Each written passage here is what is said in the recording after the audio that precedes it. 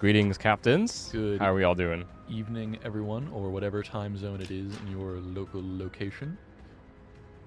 Yeah, we're just hopping into the first match of our stream here. Sweet, very important question. How are you today?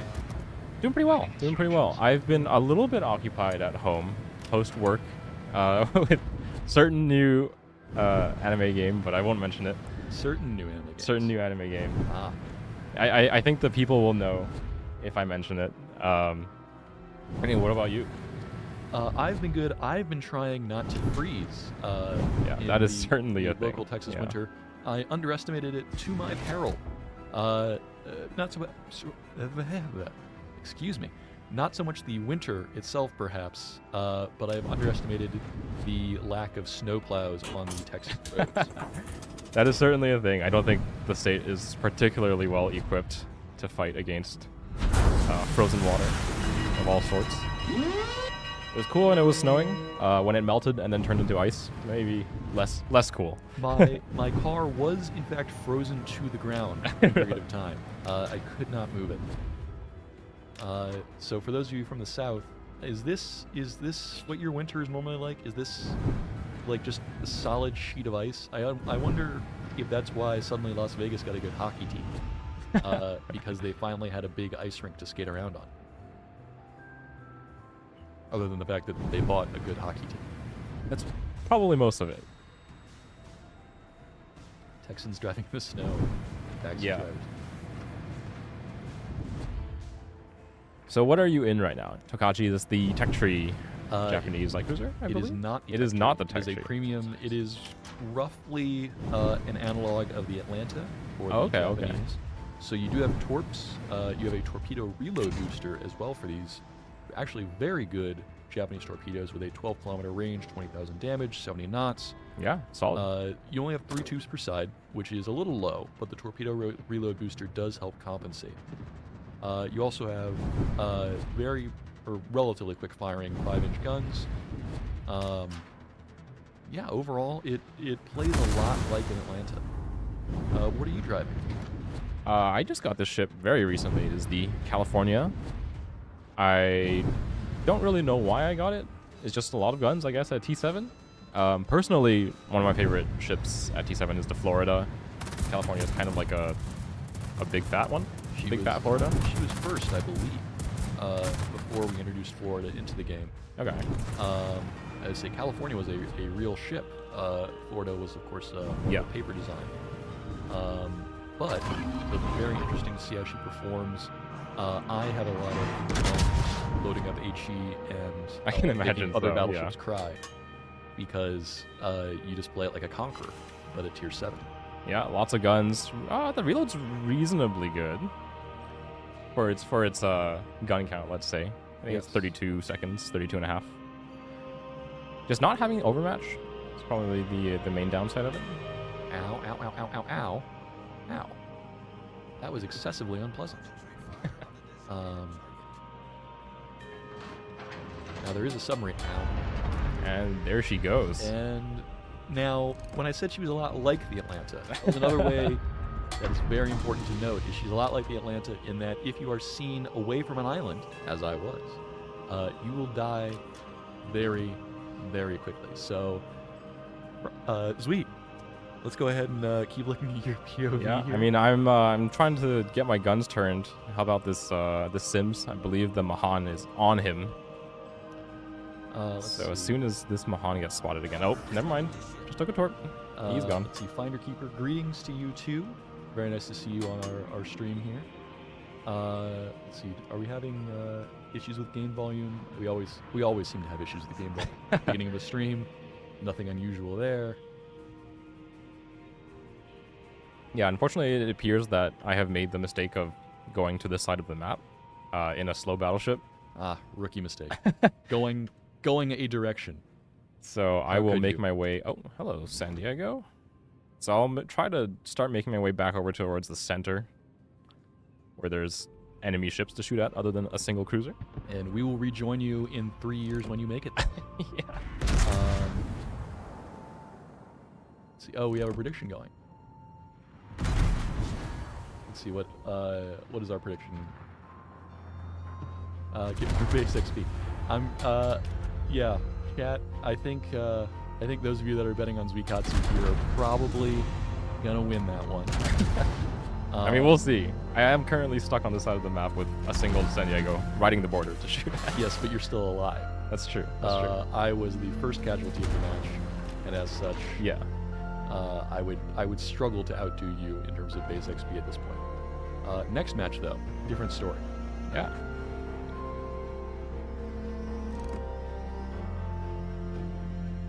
I believe I'm hearing our music.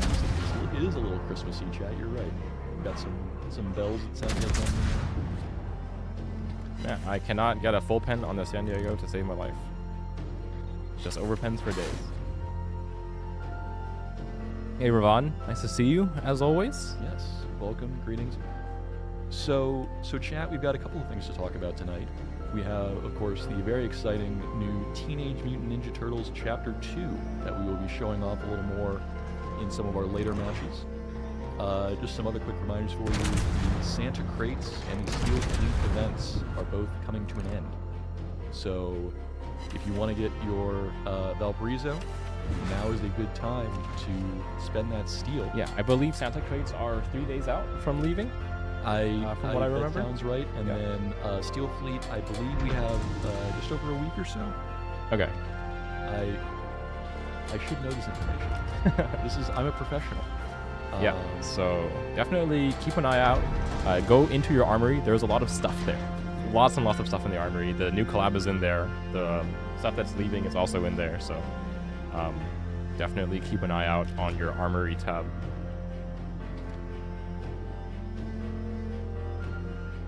Let's see.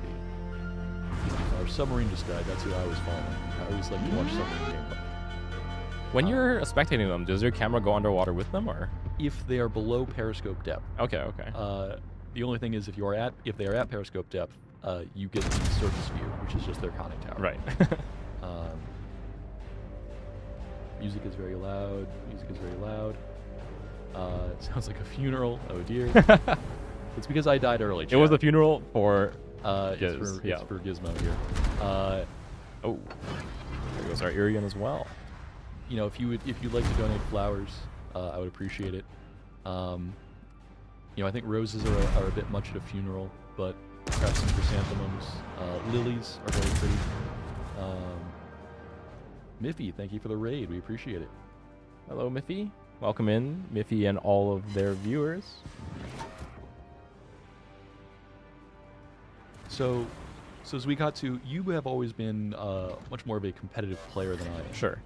And seeing as I died very early, evidently I, and perhaps some people in chat, could use some gameplay tips. So if you are in the ship that I was in, the Tokachi, a very light cruiser, other than sticking to islands, you know, sort of the baseline stuff, what tip would you have for someone playing a very something light that I like to cruiser? do, not only in the light cruisers, but also in the heavy cruisers, is like I do a little bit of napkin math at the beginning of the game. There's obviously you do have to know kind of the concealments of ships. You can find them out by like hitting tab, hovering over. You'll see like their detectability by sea is like kind of like the maximum value they can achieve is in there. Pick a destroyer, ideally a destroyer or a submarine that spawned on your flank, and then do kind of like your concealment minus their concealment. So you can figure out. So you're kind of like, if the destroyer gets spotted, I will be spotted at kind of a little bit behind them. But like ideally, I'm not getting spotted before the most stealthy thing on my flank is, right? Gotcha. So you want to stay, you know, whatever the difference is behind your friendly destroyer. Exactly, yeah. So that's kind of like a rule of thumb that I stick to, especially at the beginning of the match, just because you don't know what's happening on your flank.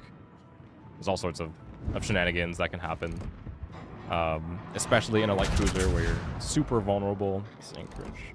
Are you kidding me? And Anchorage managed to demonstrate what is one of the unique things about that ship. One of the reasons why it is so rare is it is an American cruiser that has torpedoes. And a smokescreen. The smokescreen, I believe, is also common to the... it's not the Wichita, is it? There's another, no. There's another Tier 8 American cruiser. I know I have it in my port that has a smokescreen. But the Anchorage is the one with torpedoes, and that makes it very, very unique among American cruisers. I'm just an overpen machine. I don't know what's going on. 14-inch guns at tier 7.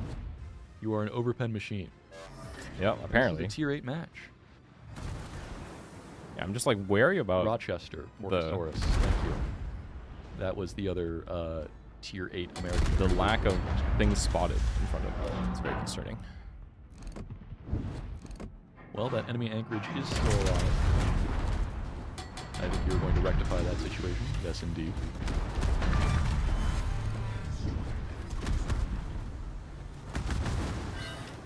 And seeing as I don't have much HP to play with, I am just going to DCP single fires.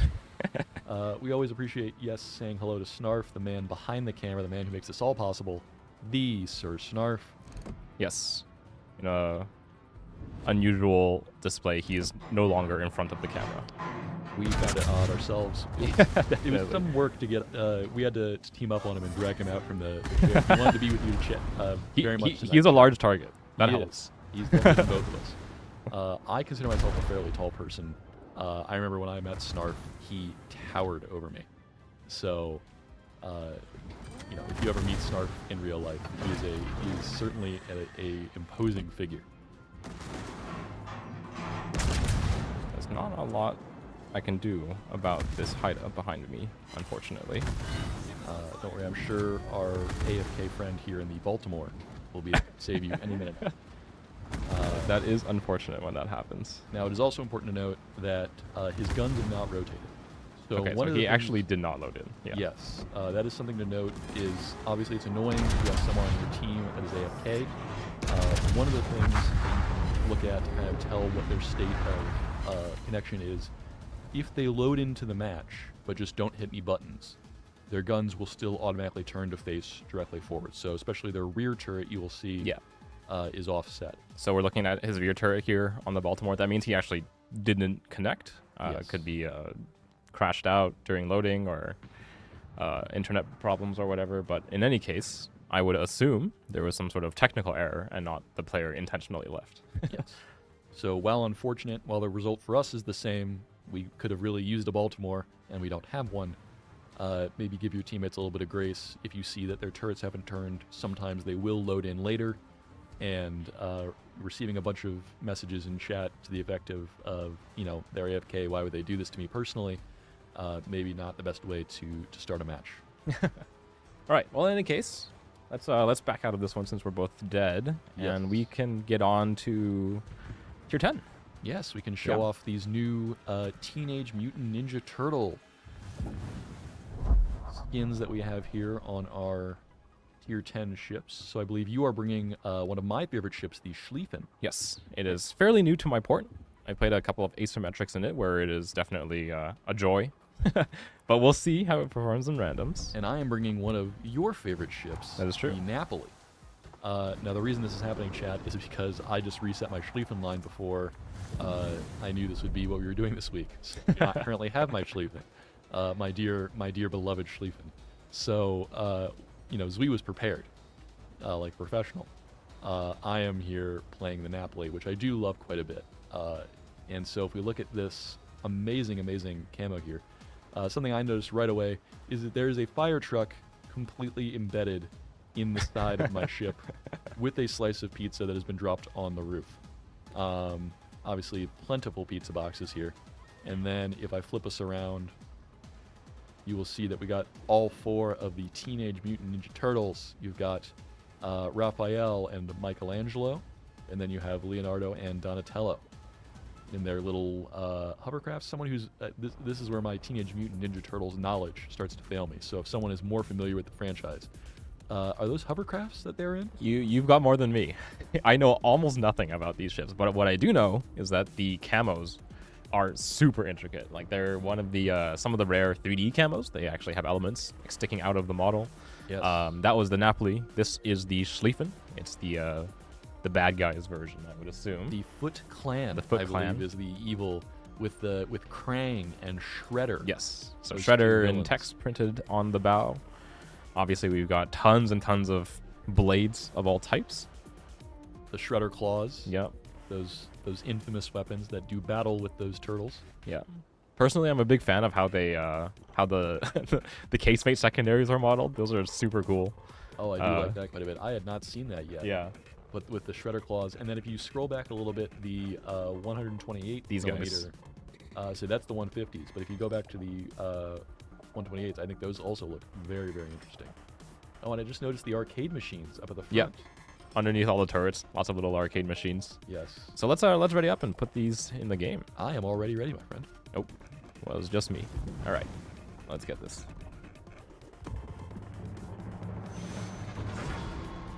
Really? Sweet. We've been informed that the music was very appropriate, chat. So we're glad we could provide you with a holistic entertainment experience here on the World of Warships Wednesday live stream. Yep. Are there any Schlieffen owners that did not do a secondary build? I'd be surprised. Yeah. I did opt to actually take the main battery reload still in slot 6. I think the main batteries are good enough at what they do without it, but we'll see. In my Schlieffen, I do take the secondary module in slot 6 because I like having more DACA on my Schlieffen, and I also like having that little bit of a boost to my AA that also comes with that. I remember back in the old days, I'm dating myself here, but a lot of the secondary skills for battleships would also enhance your AA, so you get a little bit of both, which I found was helpful when you were pushing because aircraft can often be an obstacle to that. But now that is some of the tie-over that remains is the modules, so putting slot 6. Schlieffen is new. It is indeed new to my port, Blood Minister. It is, I got it today. You got it earlier. This is, we were helping Sir Snarf grind through his Schlieffen line. I am grinding through it. I am back to the Zeton. I need some more credits. I mean, Zeton is a funny looking ship. It is the Imperial Star Destroyer, I believe, is the Zeton. Now, also one more thing that if we are looking at my perspective, we're looking at Z here. But if we look at the Napoli real quick, I don't know how many of you as a kid had the turtle sandbox, but if you look at the torpedo launchers on the back of the Napoli, to me, they absolutely looked like the turtle sandbox that I played in as a kid. The big removable plastic dome turtle shell lid that would immediately get stepped on as soon as it was removed and crushed. That was the kind of thing that I was immediately seeing. But again, perhaps I am dating myself. Yeah, so... Sounds illegal. There is something vaguely unsettling about dating myself. Something weirdly narcissistic. Panama, you will still be seeing Sir Snarf on streams. We are, we couldn't the get three rid of of us. him permanently. Yeah, we're the three of us in the studio. He is just behind the camera this time, but there's only 2 spots on stream, unfortunately. Can't see everyone every single time. Yes. But, we only have the 2 chairs. You'll still be seeing him plenty. Let's see. Now, I am getting shot at quite a lot. Yeah. I don't think it, especially like early game like this, it's not terrible to just burn a smoke if you think you're in trouble. Yep, I have lost about half my health, but I've shot down 2 aircraft. Yeah, so I think I am already, on the positive for this map. Up from last game, maybe. I think if we are, if we're looking at the, the typical naval warship contribution, World War II, a lot of it was, of course, escort duty and shooting down aircraft. So I'm just choosing to play realistically. In that I will shoot down a couple of aircraft and then be sunk. Probably play something British. Yeah, it's unfortunate for the 2 of us because we love to get in close. Obviously, Schlieffen and the Napoli both kind of primarily geared to being the close-range brawler type of ships. Carriers do limit our ability to get in close without being spotted. Yes, absolutely. So the enemy Kaga is going to be a bit of an interesting challenge. Of course, we have a Bonks member over there in the Loria, obviously a very dangerous ship in its own right. Yep. One that you will actually be able to obtain in next version's event, actually. Ooh, as a reminder, if you have been keeping up with our dev blogs, the Lunar New Year event will feature a couple of ship clones, including one of the very desirable Loria.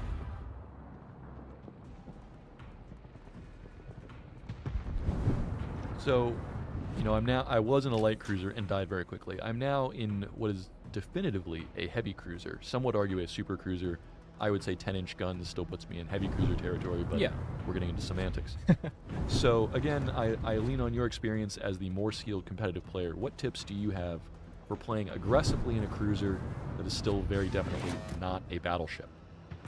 Well, aside from angling towards battleships, there's not a lot that has to change. Like, Napoli is fortunately very well equipped to be aggressive. She has a great armor scheme. I understand you've never played it in a random battle, so That is how would true. you know this, zuiKatsu? So I have a strange factoid about my account. It just kind of happened at one point, and I've so far maintained the fact that I have never played Napoli in randoms, despite having, I think it's like 400 or 500 games in Napoli in clan battles, where was the main Napoli player for our clan. So it's just like a thing that happened. I got the Napoli specifically to play clan battles, and eventually it ended up being a fact that I just like didn't want to play it in randoms. And after a couple, probably like the first season of clan battles, where we played like 80 to 100 games, and I had still 0 random battles in it. So you just had to. So I committed to the bit. I will never play Napoli in randoms. Which is another reason why I had to play Napoli for you here. Yeah. Because he, again, steadfast in his commitment to the bit. I have to admire that. But that means that, of course, the duty of playing the Napoli and being the good guy, which I enjoy. I like being the good guy. I like being the Teenage Mutant Ninja Turtles that we are, of course, collaborating with here. But I gotta say, in terms of just raw color scheme, I think I like the Foot Clan color scheme a little better than I like the. Yeah, I'm pretty partial to purple. I think purple's a nice color. That's all it is. Ow, ow, ow, ow, ow. I'm thinking quite a lot. Oh, that's AP from the Castilla, and I'm out again. Which, it happens, chat. I had my smoke up, but unfortunately I had fired, and there was a Noistrashimi. Yeah, just a bit inside your smoke firing detection. Yes. So we are getting a push pretty heavily on this flank. So I will say, I think, copium in chat, we get some copium in chat here, that I would have probably been overrun anyways. But, now we're going to see zuiKatsu demonstrating his legendary WASD hacks as he very valiantly runs away from the enemy here. I have not died to torps. I did not die to torps. I was shot by the enemy Castilla. But I'm definitely not healthy. Let's see. Looking at chat. Unrelated question. How is the weather? The weather is indeed warming up. Thank you to Snark for answering that question in the text chat. But yes, we are getting some warmer weather coming into Texas. The roads are much better. My car is no longer frozen to the ground. I was able to drive into the office. I did not have to walk, which would have been very inconvenient, as it is still just a little icy. Nothing we can't handle, though. We from the north are a little more used to these frigid temperatures. The temperature is not the issue. Temperature is not. It is the ice that is on the ground. Let's see. Do we have any more points from chat that we need to look at? Napoli is late clan battles. When did you start? I think you answered this. But I started playing clan battles in season 1. I just was not the Napoli player. Gotcha. Let's see. Have you guys thought about adding a mode where you can battle against your friends, or for streamers to battle against their viewers? Other than a training room, I don't think we've had a specific,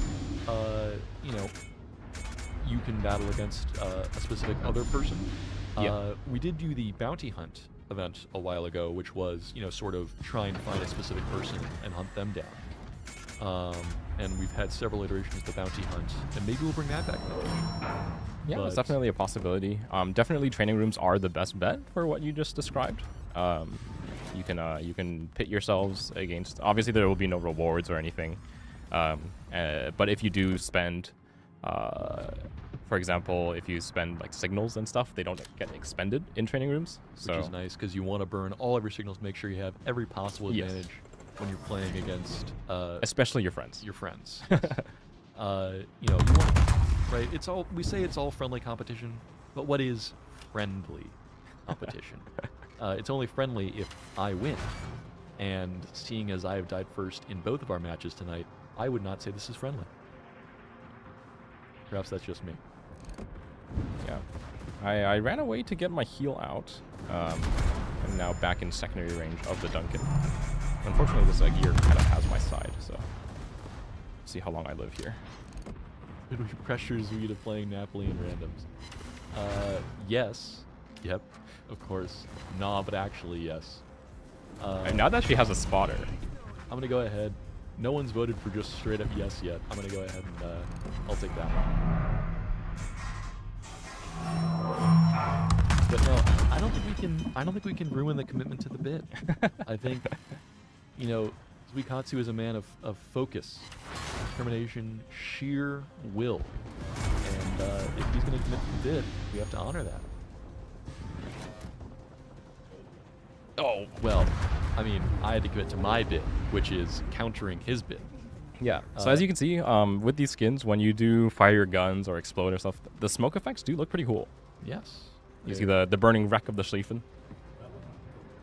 No, that was a sap salvo from our friend in the Loria, all the way out here.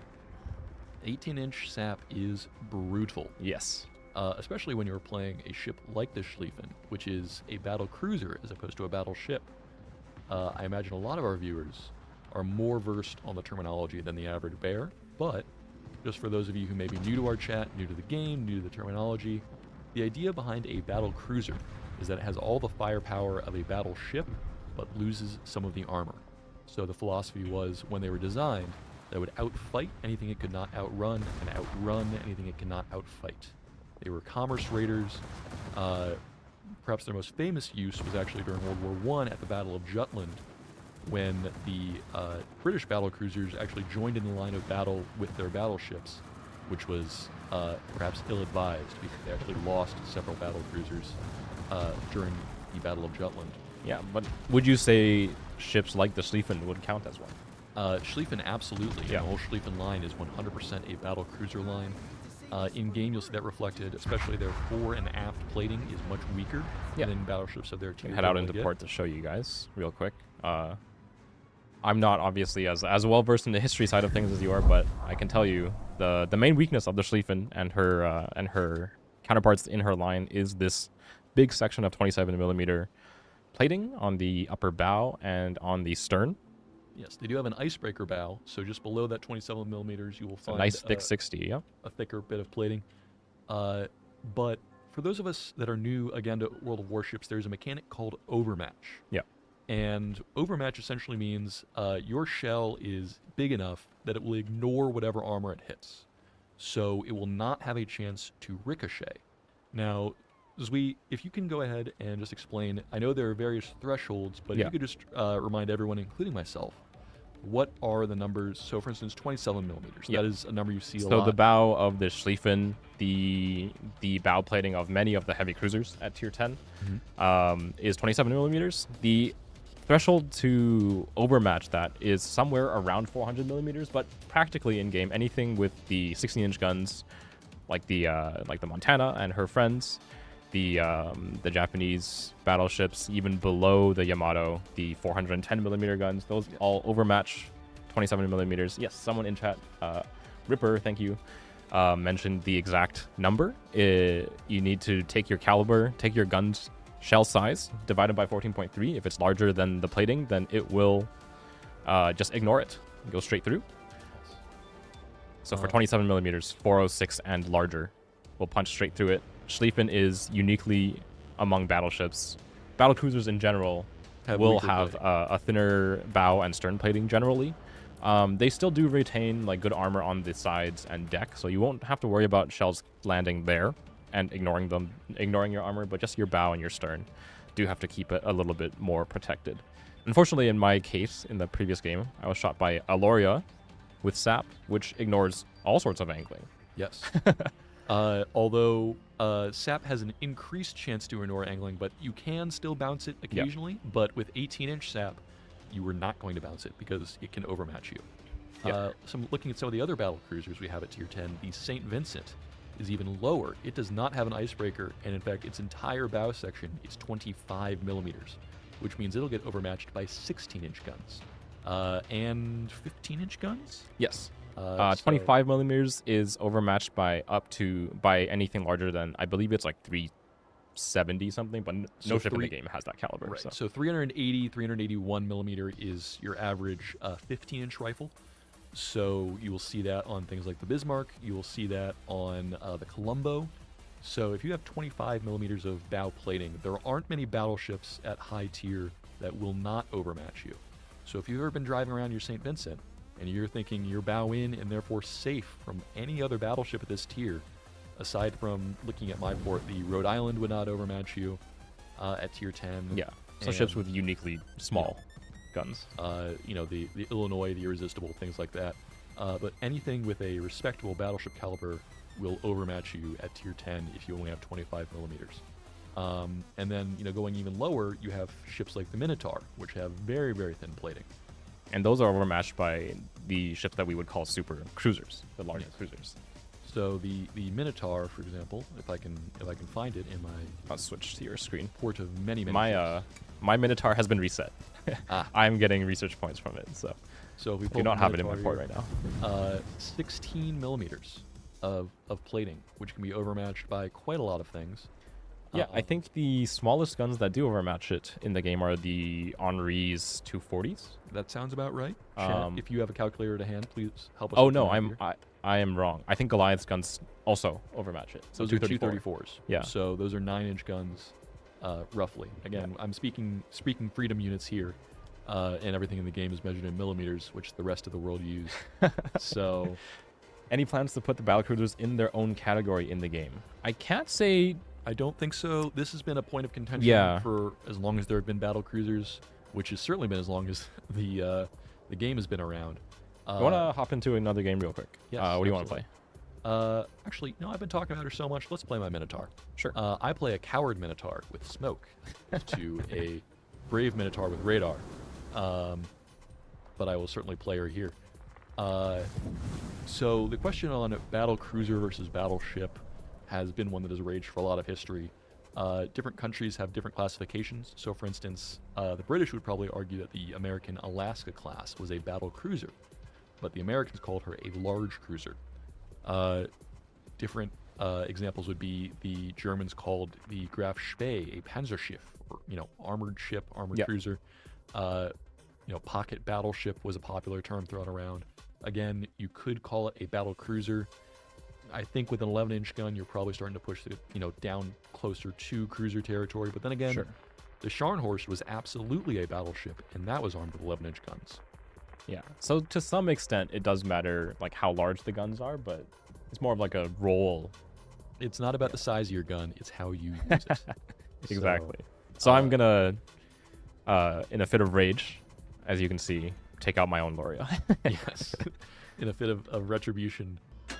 Fit for some story of myth, perhaps some ancient pantheon of gods. Zeus himself would come down, as a swan or whatever he did. So actually, Snarf brought up a good point in chat as well. Snarf brought up a good point. I know. I'm surprised as you are, Chad. He does mention that like separating out the classes further does impact the matchmaker. Quite a bit. For the most part, the matchmaker does try to mirror the ship classes in the game. Sometimes it fails, but relatively rarely, let's say. And generally not by more than one. Yeah. So, you might have one more destroyer on one team and one more cruiser on the other. But, that is sometimes what you have to do if they're, if it's the wee hours of the morning, if it's 3 a.m. Or if there's someone playing a super ship carrier for some reason. Then sometimes the matchmaker kind of has to take what it has. But in any case, that is a big reason why battlecruisers have not been separated out into their own class as well. It's just it places additional load on the matchmaker. It is what it is. Obviously, there's ships that we would love to. For example, in my case, I would love for Stalingrad to have access to the battleship skill tree. Yes, but it doesn't, for a good reason. And I think that is a balancing factor we use for a lot of the larger cruisers, is they cannot take a lot of the survivability skills that are common to battleships. And if your Stalingrad would burn for a lot less time, I would say it would be definitively harder to kill. And for those of us who have played against the Stalingrad, a harder to kill Stalingrad does not sound like a fun gameplay experience. We love Snarfleet and Malone. I'm going to pretend I didn't see that. This is very dangerous for me to be talking about. Yeah. He's technically our boss now. He is. So, me saying this to the man that is in fact my boss, you might not see me next week, chat. So, in your Minotaur, where are you generally looking to go? So I do like to hide near an island with a smoke screen. Just in case, yeah. It is not as necessary to cozy up to one as you would in like a Worcester. But it's still nice to have something solid between you and something that is very large and very large guns. So, for instance, on the enemy team, every battleship they have will overmatch me. And in fact, I don't believe the Mosca's 220s are large enough but to the Marseille overmatch me. definitely does. But Marseille is. So they have a lot of things that... Did Permavan Gizmo LOL. They have a lot of things that will overmatch me from any angle, punch straight through my very vulnerable citadel, and make all of my very squishy bits very dead. So I'm going to cozy right up onto this island. I'm going to pop my Hydro because I saw a couple of enemy DDs ahead of me. Like that. And then, oh, he is very close. So hopefully that means he becomes very dead. Well, if I could aim, he would be. But seeing as it's me shooting him and not you, he's still alive. I am going to smoke up because there are now 7 ships targeting me. And that is a very dangerous thing to see when you're in a Minotaur. Ow, ow, ow, ow, ow, ow, ow. Ow. So I'm now reversing. I have stopped shooting because this is another very important point. Just because you are invisible does not mean you are invincible. That is It's entirely possible to kill a ship you cannot see. That is an important distinction to make. But smoke screens, I believe, as Jingles is fond of saying, smoke screens are torpedo magnets, and yes, there they are coming in from the enemy destroyer. The enemy torpedoes whizzing by in the smoke screen where I had just been would have absolutely killed me. Oh my god. I just had a sap failure moment where I landed all 6 shells into the belt of the Sibir and did 0 damage. Did 0 damage. Well, the Sibir is Russian, and therefore made of that very famous, very real alloy of stellinium, and therefore you cannot damage it with your puny capitalist shells. There are in fact more torpedoes. See, I moved to avoid the first round. There are now more of them, so I should start moving. Sitting in smoke, good idea to not be seen, bad idea to stay alive. Yeah. And I am running the gun feeder skill to allow me to swap between AP and SAP more quickly. That is something that I do really like taking in the Italian ships because people just expect you to be shooting SAP and show you side. Now, are you running Luigi Sansonetti? Yes, I am. Here? And I believe he has the enhanced. I think it's skill? only on the cruiser. Is it just on the cruiser, not on the battleship? It might not apply to the battleships. And I swapped shells and I got like the 50%. Well, I was told there would be no fact checking, so I'm going to go ahead and just assume that you're right. But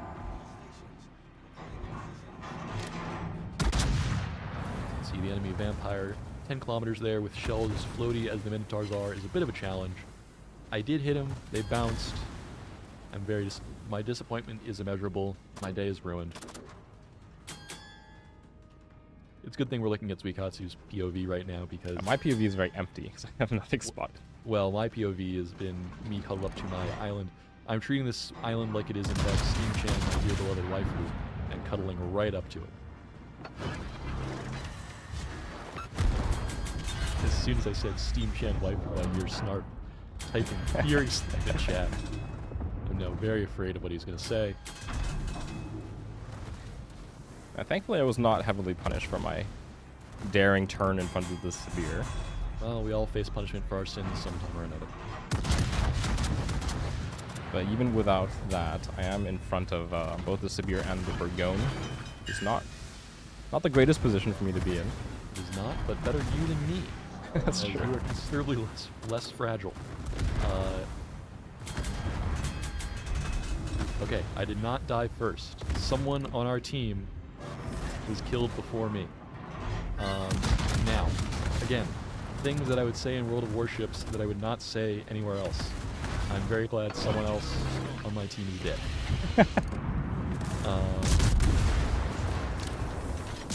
That would be a good sort of who's line. Things you can say in World of Warships that you cannot say anywhere else. For example, I just shot the enemy kid.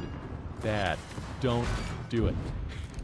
That's definitely a line. KIDD, Oh my god, I just lost both my front turrets. That has been a moment that has happened to me plenty of times, sort of unconsciously, as I'm just calling out ships. The kid being a ship in our game has caused me no end of suffering in terms of verbal gags.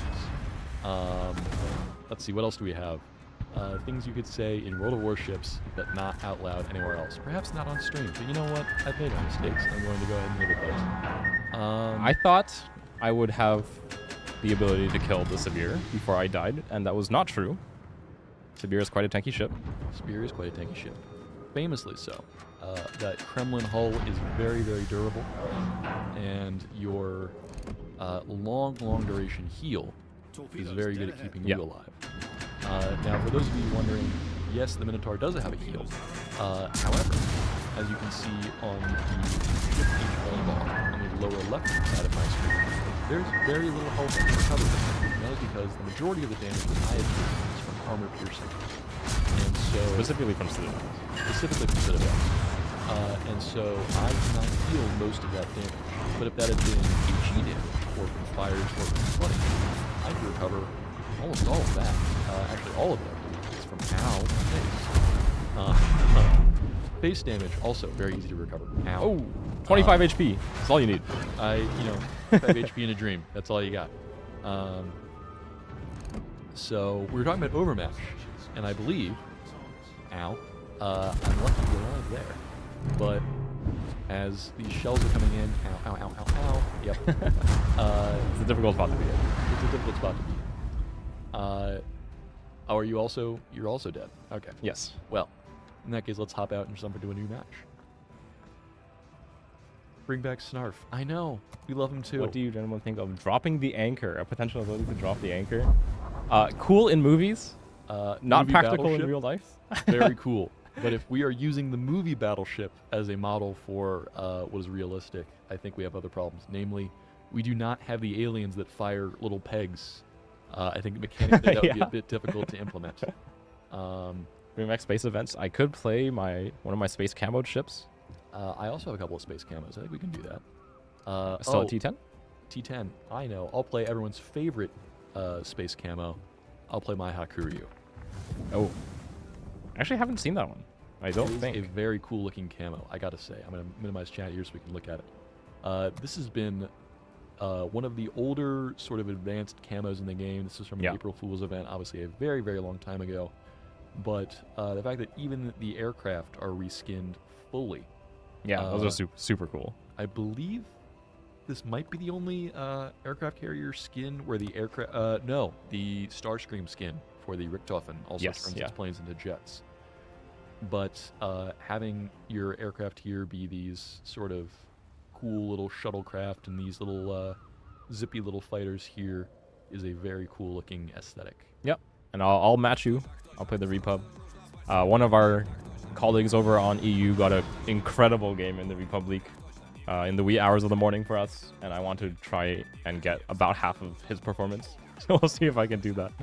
I believe it was Bazinga posted a screenshot of his using obviously the changed Republic legendary mod. He posted like a 400k game or something in our internal chat, and I was like, that is crazy. I copied his build. Let's see how it works. I've also just noticed the prediction going on. Which channel option will get more votes, option 2 or option 1? That's great. I cannot wait to see the results of this.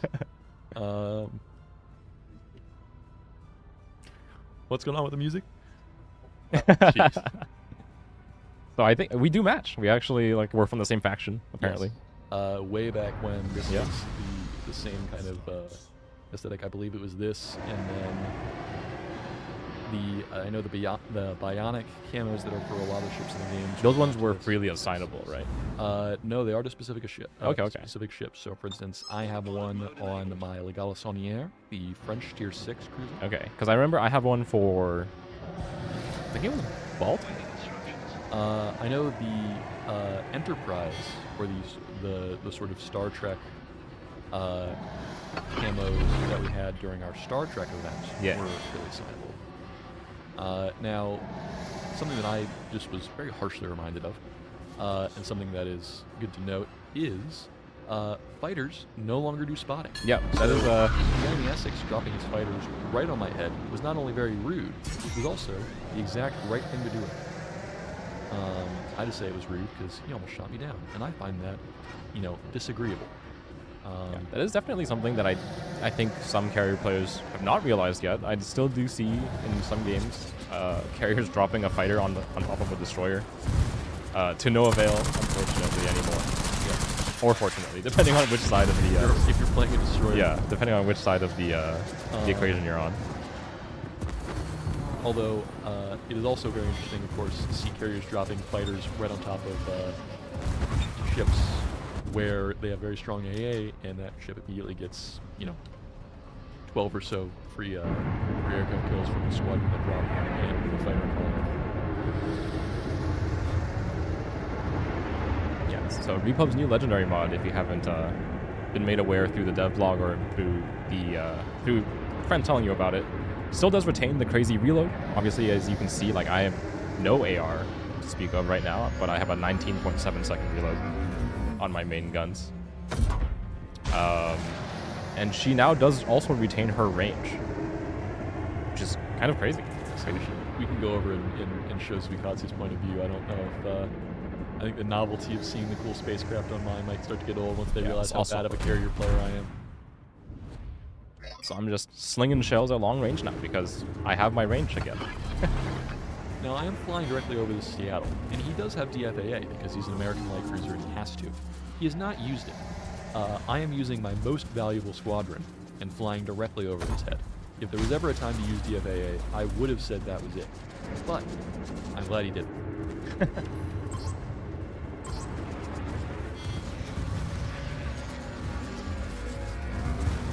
Wonder if he's had it on cooldown or something from earlier question mark? I didn't There is no other carrier. I would be somewhat confused if that's what he used it on.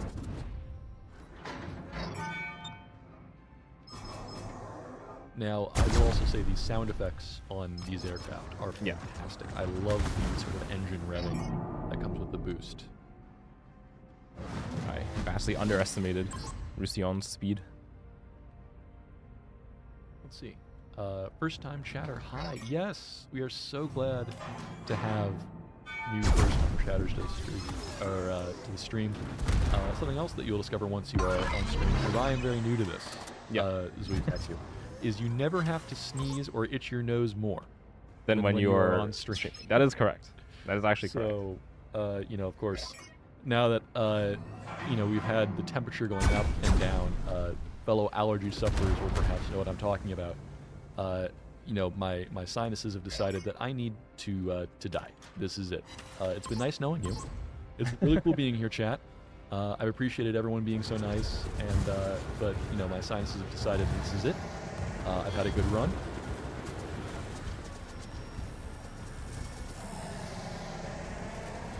And I'm gonna try and drop on this Roussillon, new dockyard. Ooh, nice hit. 3 bomb drops. I did lose just about all of those planes. There's just one. Yeah, those sole survivor. AP bombers are definitely very vulnerable compared to other ship types, other bomber types, let's say.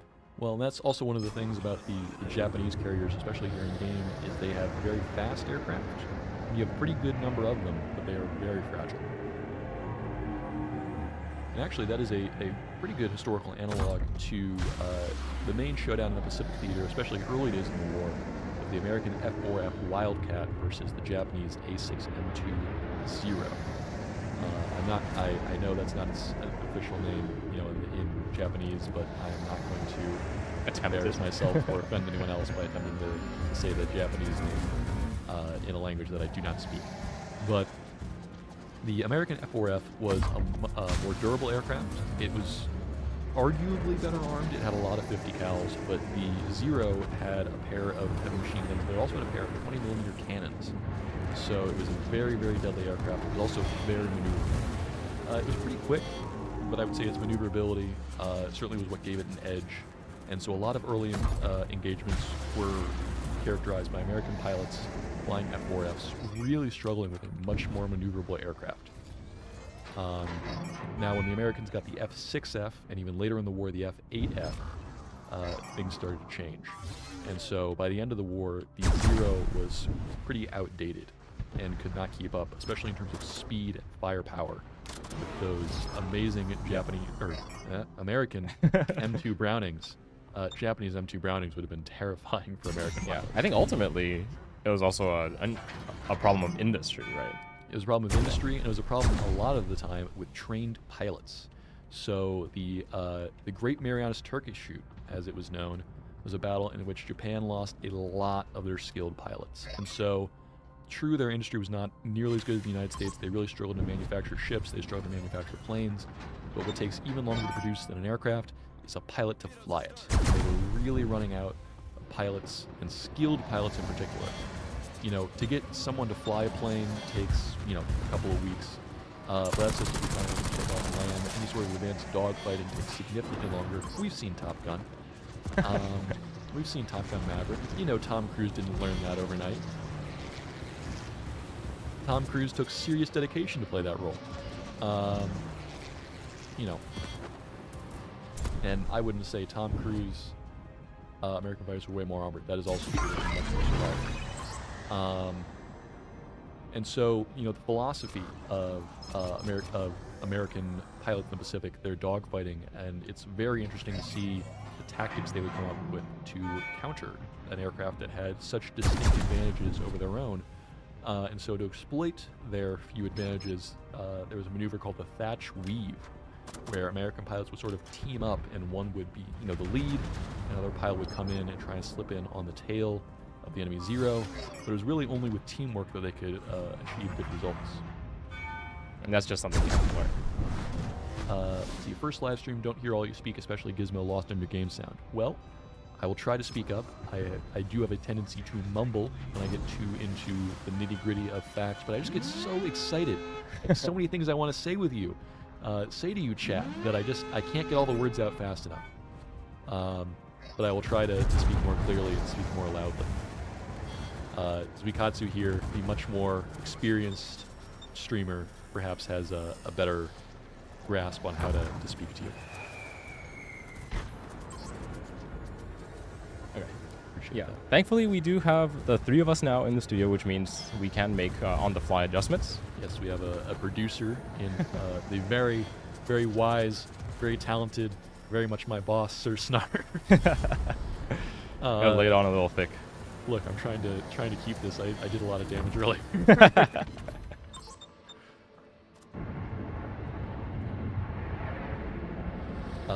Tom is a pilot. Yes, I heard that he did actually get his pilot's license, and he is, you know, he does his own stunts. Yeah, that's pretty sick. Super cool. So I'm just trying to find this His nose devastation. getting brown. You know, I think that might be something with the green screen, the saturation. We're gonna have to adjust that. Yeah, for sure. I think my nose is fine. Maybe it's just the allergies. Maybe it's just, you know, the more I'm sneezing, it's just there's some stuff on my nose. Let's see. For summer in San Antonio, yeah, people moving to Texas. The cedar fever. I remember we discussed that at length. Yeah. Thankfully, I seem to have gotten over the worst of it. Yes. And meanwhile, I am beginning to suffer. So I've passed it along to you. It seems to have transferred. Curse you. I don't want to share in this. But you know, if I have to bear this burden on behalf of the North American Community Management Team, I just want to say, I wish it was you instead. You thought I was going to be nice there for a second, didn't you, Chad? Yeah. So Repub with the legendary mod and the build that I'm running now does have an incredibly fast reload, which means she's very good at lighting fires. The French battleship HE does have really, really high fire chance by default. So, because this devastation is now angled to me, I will just assume his position and fire exclusively HE at his superstructure and sides. Unfortunately, as he's a devastation, he will be able to heal the vast majority of it. But it is better than doing nothing with AP. Or I could just have my buddy in the Satsuma who overmatches him everywhere delete half his health. Yes. That works. Satsumas are very good at that. I think he's going down because I have him on 3 fires. That's true. On behalf of TC Freer, I must ask why you're not running a secondary repub. That is a very good question. In my opinion, every single battleship should be run as a secondary build. As a secondary ship. I run that Borodino as a secondary build. Borodino. It's not good. That's like barely a battleship. It's objectively a bad way to play the ship. It takes one of its biggest weaknesses and makes it still a significant weakness. And instead of using its main guns, which are actually pretty solid, you end up just not doing anything. So I would say it's a mistake, but it's one that I make on purpose. And really, isn't that better? Yeah, you know, to I make would say mistakes so. on purpose. Oh, goodbye, mate. That's what happens when you round the corner on a Satsuma. Make mistakes on purpose. That's what my parents said to me. Very cool ship skin. I know. I love the space camos. I have them for all the ships I play, like the Hindenburg, the Z-52, the Repub. I'm dating myself as well. Naming the ships that I play a lot is the Hindenburg, the Repub, the Z-52. They are very old, well, as but long I as we're love them. both saying the problematic thing, it's fine if we're saying it together. Surely, if we're both dating ourselves, then it's not weird anymore. Yeah. Like 2 negatives makes a positive. Yeah, something like that. Yeah. Something, you know, all your eggs in the same basket's a good thing.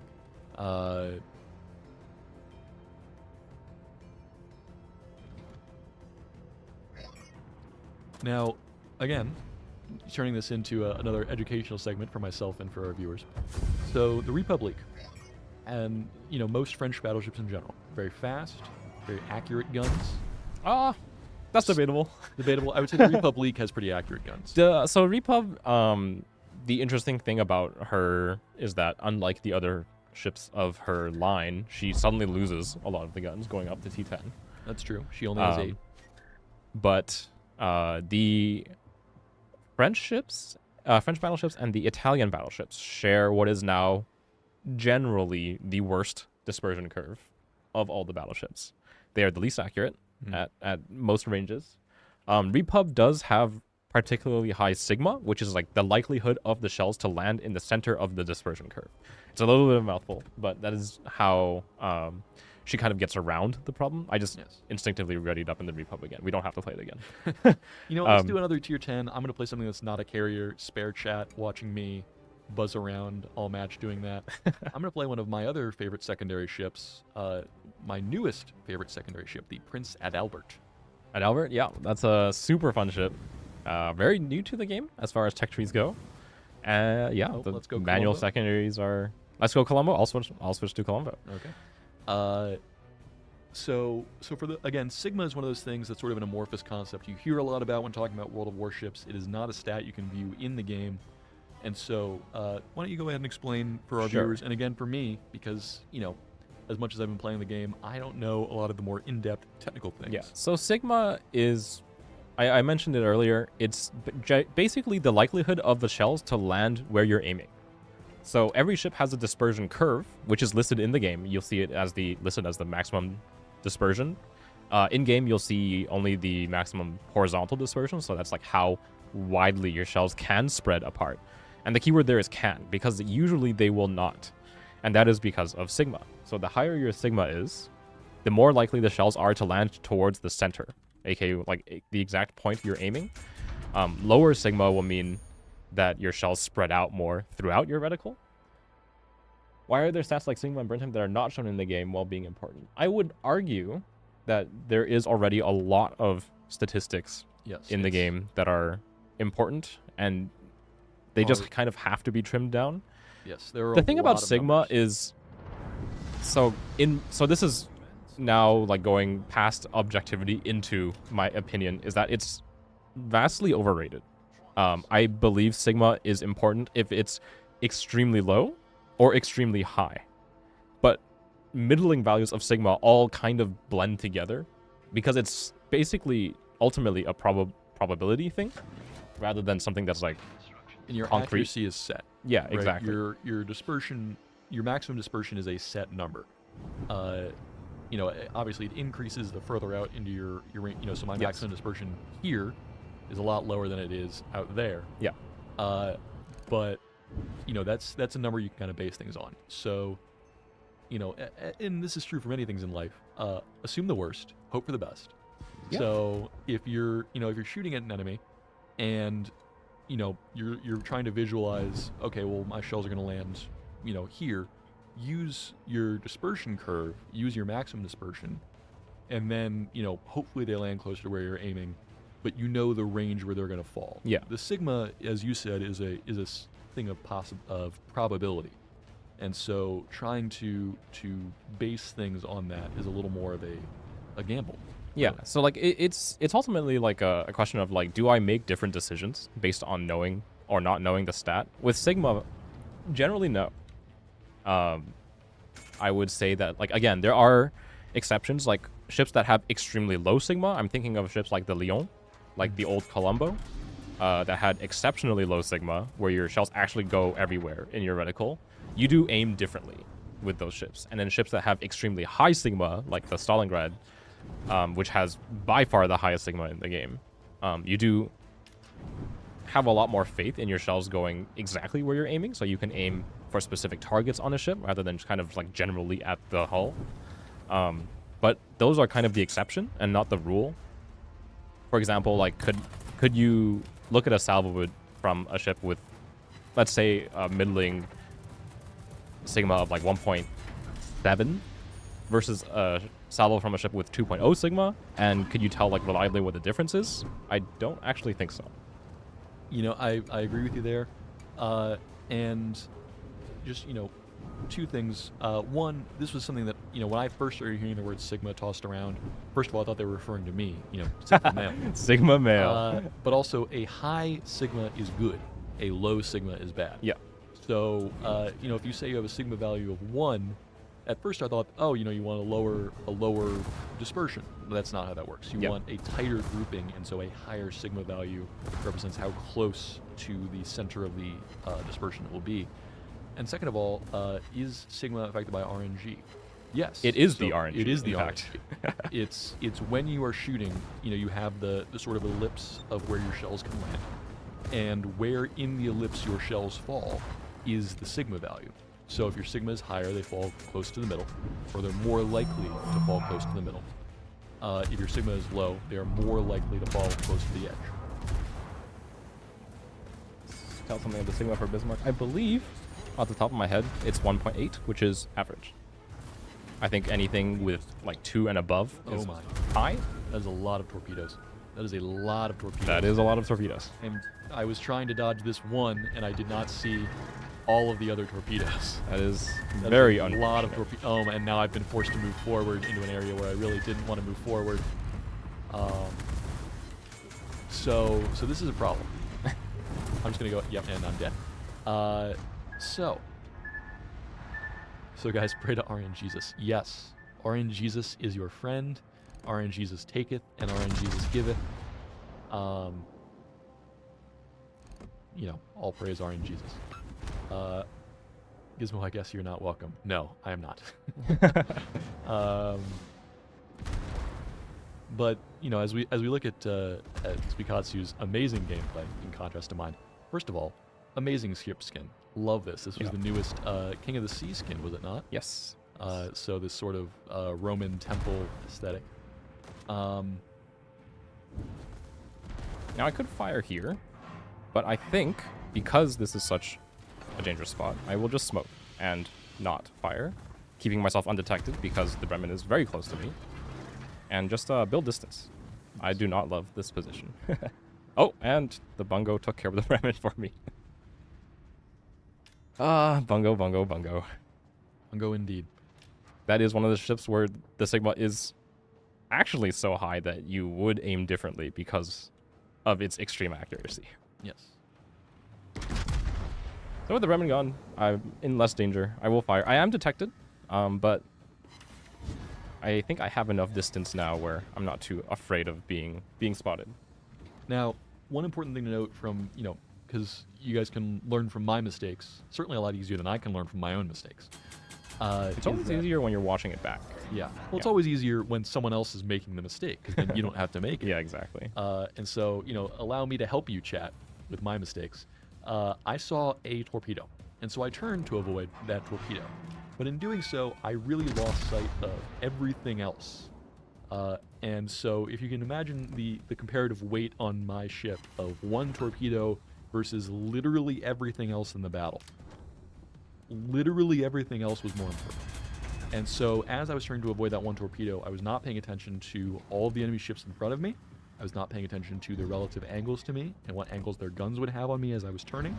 And I was not paying attention to, most critically, the wave of other torpedoes that became visible as I was turning that I could have probably avoided more of had I been paying attention. Yeah. So currently, if you're wondering why ships are just like popping in and out, this is a mechanic that happens on a few of the maps, but notably on this, notably on Greece. The storm mechanic, the thunderstorm front, it does cause everyone's dispersion firing at ships within the storm to be worse. And generally in the game, when you fire, your detection goes out to your main gun's firing range for 20 seconds. Within a storm, I believe it's down to like 5. I think 5 is the right number there. Actually, if you hold your H key, as long as you are in the storm... I am not. You are not. That is something that if you have any sort of temporary effect on your ship, for any sort of battle type, whether it was Unbreakable Line and you had the buff when you first respawned in with your extra speed, or, an arms race when you get the boosts there. If you hold H, or I guess Adrenaline Rush, something that you see in a lot of battles, if you hold H, it will tell you exactly what that is doing to your ship. So for instance, you can see his improved repair party readiness and his Adrenaline Rush. You can see the exact percentages of what they are doing to his ship. Yeah, I just happen to not be in the storm, so I don't see it on my ship, but it does affect me because I'm firing at ships in the storm. Yes. Let's see. Is there anything new you can share more of the upcoming CV work? There's not really a lot we can share on that right now. Yeah. Anything that generally, if you want kind of like a rough estimate of stuff. Are you kidding me? 500 HP. Anything that's been on the devlogs is stuff that we can generally talk about. If you haven't seen it in a devlog yet, then it is generally not something that we can share. It is somewhat rare for the first time you ever hear something to be from us. Right? We love to talk with you guys. We love to share information that we have. But generally speaking, unless we're going over a devlog with you guys, sometimes we have a stream where we go over it and then we publish it to you guys. Things that we say we're not going to be significantly ahead of when the devlogs come out. And so, if you see the devlog is coming out, you can count on us to be talking about things in that time frame. But it's not like we're going to talk about things months ahead of when devlog would come out on them. Right now. Tier 2? Were they voting for our next tier? For our next tier. So tier 8 managed to pull ahead. And here I was hoping to play my Smith today. Or my Mikasa. Oh, my favorite tier 2 battleship, Mikasa.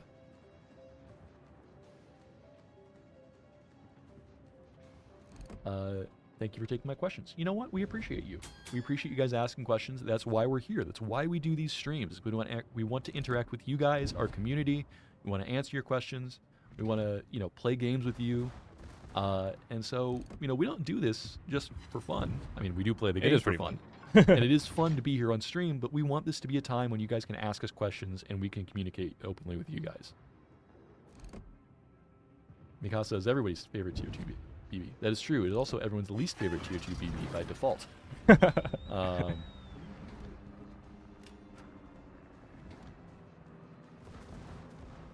That might not be public. I don't know the extent to which we've talked about that. I know.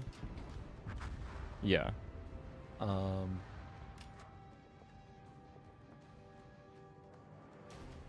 Let's see. The reload is long offset with secondaries. Yes.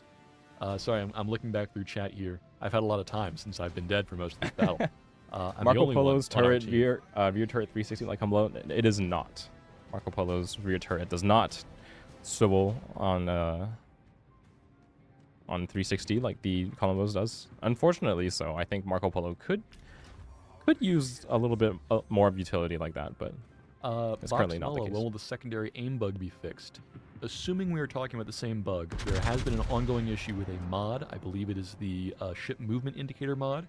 Yeah. That prevents you from control clicking on enemies and setting them as a priority target for your secondaries. If you check the bug report section of our Discord, you can often find a lot of information on bugs that have been reported by other players. There is also a tab in that section called Known Bugs, where we will post, hey, we are aware of this bug, rough timeline of when it'll be fixed. So in the current case for the secondary aim bug, unfortunately the solution for right now is to play without that mod, but we will try and get that working with the mod maker as soon as possible. Can you transfer an EU account to any server? Unfortunately, no.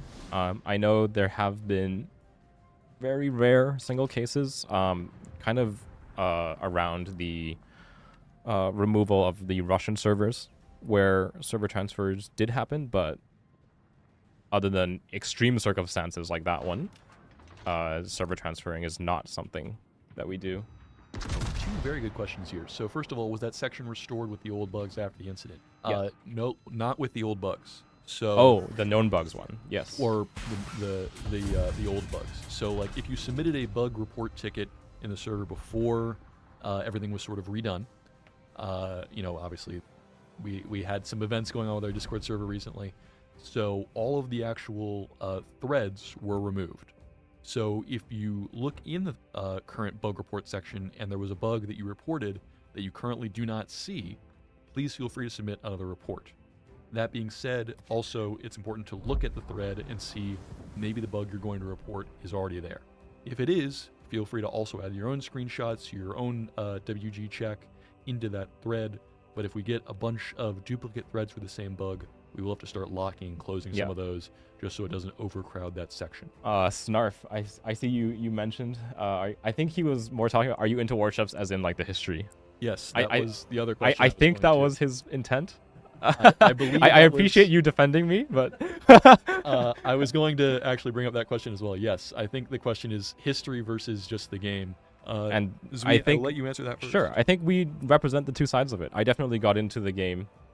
Yes, I definitely got into the game through friends who played weeb things. I was gonna say that there's some weebery going on. There's some weebery here, but I ended up sticking with it for the gameplay and for the competitive side. Definitely had a lot of fun playing clan battles, and that's a big reason why I stuck around for so long. You, on the other hand, are a lot more the other interested. side of the coin. I'm a lot into the history. You will notice that if you listen to my various ramblings here in the stream so far, I can pull out a lot of fun facts about the history of the ships, the history of their armaments. And so for me, I was interested in history first, and that's actually what led me to the alpha test where I was first introduced to the game, is that I was looking for a ship game. I really love this period of history. I love the topic. And so I said, I bet someone makes a boat game where I can be a cool boat. And lo and behold, in the early stages of testing, I found World of Warships. And I've been with it ever since. And now I'm happy to be a part of the team behind it. Interesting thing about his numbers, he does worse than a div. Yeah. I get very distracted when I'm playing in divisions. When I'm playing solo, I definitely focus heavily on the game. So that's definitely part of it. And this is something that I don't know if you were specifically talking about zuiKatsu or both of us. My numbers in divs are also generally much worse. And we were talking about this. We had some warm-up matches this afternoon. And so I often, when I'm in a div, will be talking to my teammates, or especially before I was an employee, but even now, we would do very silly comps in divs for fun. So running 3 Kitakamis that is a brutal comp. is not very effective. I would not recommend it, but it is really funny. Running 3 Genons right before the Kitakami came back. Things like that. Things that are just when Hawaii came out, we ran 3 Hawaiis. I mean, that one might actually be good. Not the way we did it. Me and the people that I play with are not we're not skilled as you are as our dear zuiKatsu here. Other ridiculous things, running a Halford, a Commissar, and a Kearsarge, and just having an all hybrid, or 3 Issei's. I am the carrier now. Yes. So there, yes, the memes indeed. It can be a lot of fun to just do something that isn't competitive, and I would say that's I enjoy random battles quite a bit, just because you can do things like that. Yeah. Obviously, don't throw the game. That's not fun. I feel like I have to point that out. Just running forward deliberately on purpose and dying isn't really fun for you. It isn't fun for the people you're playing against. It certainly isn't fun for your teammates. But it can be fun just to do something that's silly. If you want to run a non-secondary Schlieffen, I would argue that's, not a little bit the most, the most effective build. But if you want to try it, go nuts. If you want to run a secondary Borodino like I do and, do something crazy like that, absolutely. So, let's see. Chains Lightning. Do both of you have a favorite ship either in-game or in real life? Yes, I have a favorite of both. I think as a Canadian, I'm obligated to say the Haida is my favorite ship. The fighting in-game. ship. In real life. I got them mixed up. The Haida is my favorite ship in real life. It is very strong in the game too, but I just have not put many hours into it. Well, now that you're here, you and the ship are both honorary Texans. You're an actual Texan. The ship was named an honorary Texan by the state of Texas. So, it makes sense that you're now following suit. It isn't Yukon. Well, Haida's actually still floating there in Toronto, so that helps. That's true. It was a real ship that was brought to life. And then we, in terms of in-game, I think my favorite, the ship I am playing right now is one of my new favorites for sure. Really? But Hindenburg is my most played, and that's for a reason. I love the Hindenburg. It's so comfortable. It has tons of tools. I think it's very fun. What about you? Gosh, I would say my real ship, my favorite real ship. Call me basic if you want. It's got to be the Enterprise. You don't get to be the most decorated ship in the history of the United States Navy without doing a lot of cool stuff. Yeah. And so I think, the history behind that ship, the fact that it survived most of the major battles of the Pacific, sometimes on its own, right? There were points where it was the only operational U.S. carrier in the Pacific theater, and it held out. So I think there's just so much history behind the ship. I am sad that it was not made into a museum. But it's still, in terms of all the ships that operated in World War II in real life, that was probably my favorite. My favorite in-game ship is a little more tricky because there's a lot more of them. Oh yeah. Certainly in terms of variety. I think there were more ships in World War II, but a lot of them were the same class. We certainly have a lot of ships in game that were never built, but are very, very interesting concepts. And so I would say my favorite in-game ship. I love all the German secondary boats. It's hard for me to choose a favorite between them. My Schlieffen, my Prince Adalbert, my GK. I love all of that. For a while, it was my Warspite. Enterprise I thought the Enterprise was the most decorated. I know it's not the oldest. I know the Constitution is the oldest commissioned. Old Ironsides. But I know it was the most decorated in World War II. Is it not the most decorated of all time? I guess I'll have to get fact check on that. How about we bring the 7 back? Want to see how he plays it? I am doing a whole lot of nothing right now because the 7 Provincian in a T10 match has pretty limited range, and I'm just kind of floating around doing nothing. So it's probably for the better that you're not seeing a ton of me. But let's go back to him anyways. Okay. Just to show chat that he's not lying here. But I mean, having played this game for so long and been as invested into it for so long, there are a lot of fun ships. There are a lot of really just cool, wacky ships. I think the Michelangelo is a great example of that. Oh, yeah. It's a very fun ship. It's a very, very unique design. That's 320s millimeter guns is not a caliber that was really used a lot. Having 2 centerline mounted turrets, but that can't fire directly forward or aft because they're in the middle of the ship. Real weird configuration. Enterprise is the most battle stars. Okay, thank you. That was the distinction that I was meaning to draw. So, you know, it's really hard to choose just a favorite. If you were to ask me the question next week, heck, if you asked me the question tomorrow, my answer probably wouldn't be the same. Yeah. So tell me about your ship you're playing right now, the Atlantico. What does it do? So the Atlantico is a secondary brawler. It was the first Pan-American battleship. It was Okay. this and the Rio were both introduced far ahead of the actual line. And so it has the big 8-inch secondaries. Actually, I think they might be the 234s. I think they're the 9 inches. My Seven. potential? 1.7. 1.773300. Okay. So the Atlantico was a hypothetical development because a lot of the South American countries were engaged in an arms race with each other. And so they couldn't afford the big, huge battleships that a lot of the major powers could. So you weren't going to see a Brazilian Yamato. But what they did do is they often had ships with more guns of a smaller caliber. So the Agincourt was originally supposed to be Brazilian. That's the Rio de Janeiro in-game.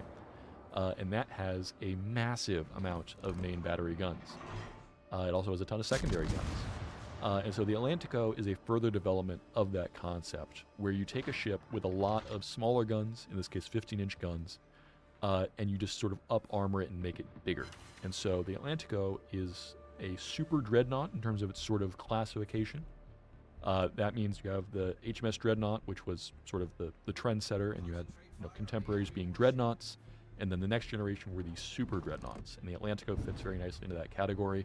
It's big, it's heavily armored, it's pretty slow, and that makes it very vulnerable to getting HE spammed, as I was. Now, your ship.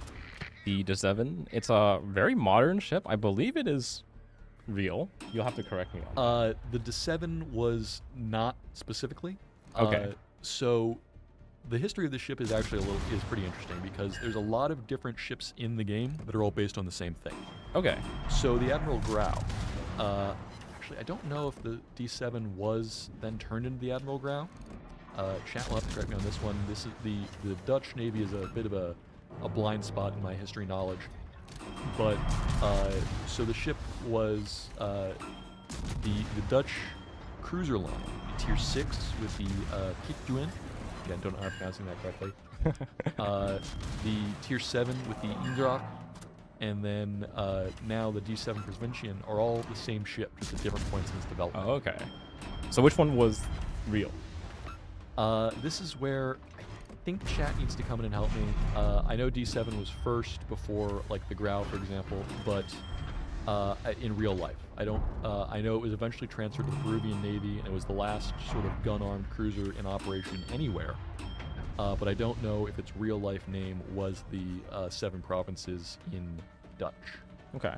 But in-game, it has a very fascinating history. It was a dockyard ship, and then it has a lot of unique abilities. So why don't you tell us about those? So D7 is one of the rare, I guess not so rare anymore, but it is one of the tier 8 cruisers that has a heal. That is pretty notable.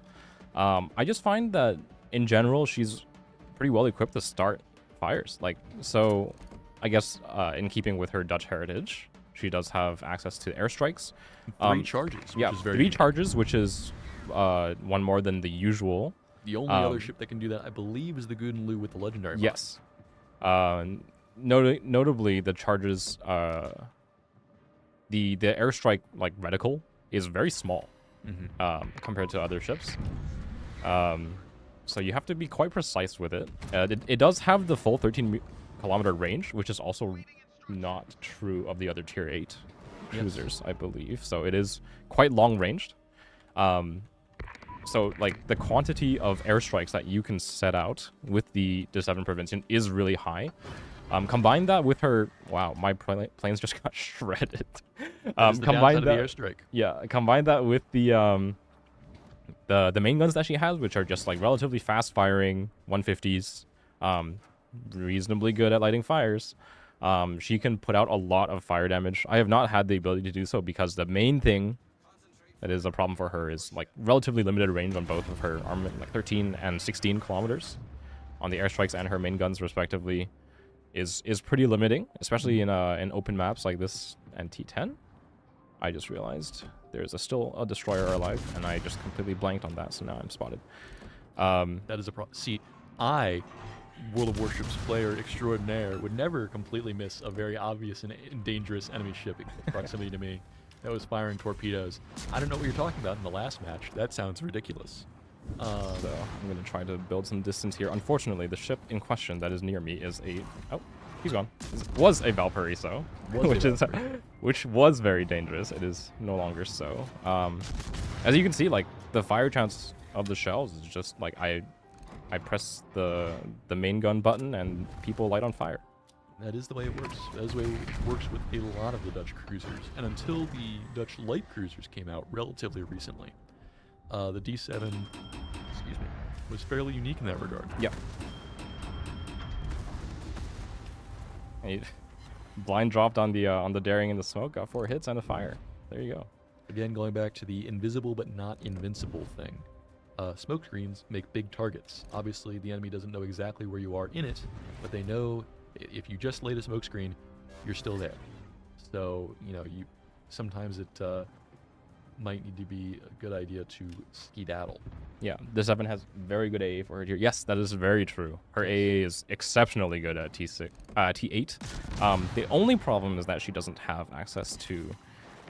It appears this daring has given up on this game. I hope I get all of his HP. But I think there's torps in the water headed for him. No, he's moving. Oh, well. He just forgot that his smoke ran out or something. Maybe he didn't want to run into those torps. Maybe he saw the torps coming. You never know. And down he goes.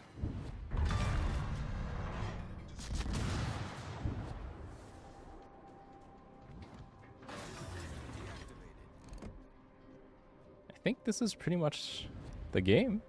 Think so. Let's see. Yes, New Jersey's battle stars were spread out over various conflicts. I should have specified most decorated ship of World War II. I don't know if I said in history. I might have overstated the Enterprise there. Yeah. Certainly in World War II, I believe she had the most battle stars. Let's see. If a friendly ship is on fire and I launch my death charges on him, the splash should decrease the timer of the fire. You know, that is an interesting concept. idea. It would kind of make sense. It would be an interesting way to support your teammates. Yeah. Is to give them a bit of a bath. Now, if we're going to introduce that because it's realistic, we would probably also have to say that, you know, dropping a depth charge on the deck of an enemy, on the deck of a friendly ship, even from should an do a lot aircraft, of damage. It would not be good for the health and safety of the crew. I think that would be like an OSHA violation. So, you know, perhaps not. We're gonna have to put our heads together. Overpens should have a small fighting chance. I remember a thread like that. Yeah. On the forums, a very infamous one. Let's say. That's been a topic for a very, very long time in the game. Overpens and also underwater shell hits, just in general, causing flooding. Now, I wasn't around in the alpha. I know you were, but I had a friend who told me that at one point, that did happen, that shells could cause flooding. In the alpha, is that true? I wasn't around for the whole alpha. I was sort of on the tail end of it. Okay. And again, this is now over 10 years ago because our game did just hit its 10-year a long time ago. Anniversary of its public release. So I cannot remember. I know there were some crazy features in the alpha that are not still around. For example, high caliber secondaries used to fire AP. So for all of you cruiser players, be glad that doesn't happen anymore, because it used to be that if you did a drive-by on an enemy battleship and it had secondaries of a high enough caliber, they would just citadel you to death immediately. But I don't know about the flooding on shell hits thing. It sounds like something that might have happened, but I don't remember. Oh my, I just saw what happened in our poll. Oh, what have you done to us? Oh, I need to see this now. No, can't see it. I believe the viewers have selected that we need to play a carrier and a sub. in our next match. Well, I'm going to bring out the I-400. Oh, wait, that's not in the game. No, I'm going to bring out my most weeb-tastic Tier 10 submarine, the BA Arona's Whale. Okay. In that case, I don't have access to that many T10 carriers. Actually, I lied. I have the Malta, Midway, Hakuryu. I already played a carrier. I'm yeah, going to pass this burden I'll, on to you. I'll play the carrier. Chat wants us to play a submarine and a carrier. I don't think I would have called that. Yeah. Chat. That's totally okay with that. We can suffer on their terms, not our own. So yeah, unfortunately, not the greatest greatest of maps. Let's say. Mine. I think you're like 800k. And then what was your final damage total? 63. 65. Ooh, you outdamaged me. Yeah, I went up onto the the wrong side of the map, where there was all of 3 enemy ships that were all sitting in smoke forever. So. That does sound unfortunate. All right, let's see. Let's go up to T10 since you said that you would be My most weebery inducing Tier 10 submarine. Look at this beautiful T10 ship. carriers. I have 3. I'll have play the Midway. Okay. I do like the little whale flag on the back here. I think it's adorable. I don't know a lot about Blue Archive, so someone's going to tell me something about this ship that I don't know. Yeah, I'm not super well versed in Blue Archive either. It's not. But you're supposed to be our weebery expert. Okay, not all Weavery. This is why you're here. It's very, very important that you stay up to date on your weeb knowledge. Okay, well, I will go ahead and see. I've got my economic bonuses on, got my flags on. Never want to take a ship into battle without checking. It's okay to take a ship into battle without flags, as long as you're doing it on purpose. It's so pretty. I agree. It is very pretty. Please buff German BBs. I would love to. Personally, I think all German BBs should have 60mm plating everywhere. But I'm not sure that is a very popular sentiment. I was told that would fundamentally break the balance of the game. I don't know. Something unfun like that. All right. I think I have... Oh, I need to mount Where signals. there's a weeb, there's a way. True. That's true. So you pay to win sub. No, this is the same as the I-5644. You could get this. You still can get this, I believe, in the Steel Fleet. That was a event. fast queue. I was going to say, like, I feel like we'd be sitting in queue for a long time, but apparently that was not the case. That was not the case. The game unironically needs more Fletchers. There were a lot of them. We do have a lot of them in-game, but, there can always be more. Yeah, they're spread out across a couple of nations, couple of tiers, but... Yes.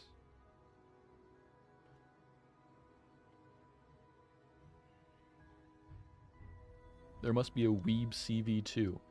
Well, I mean, you've got the Sanzang as the Pan-Asian CV, but I wouldn't call Journey to the West Weebery. Yeah. Although a lot of, Dragon Ball is just Journey to the West, right? Like, a lot of anime is just Journey to the West all over again.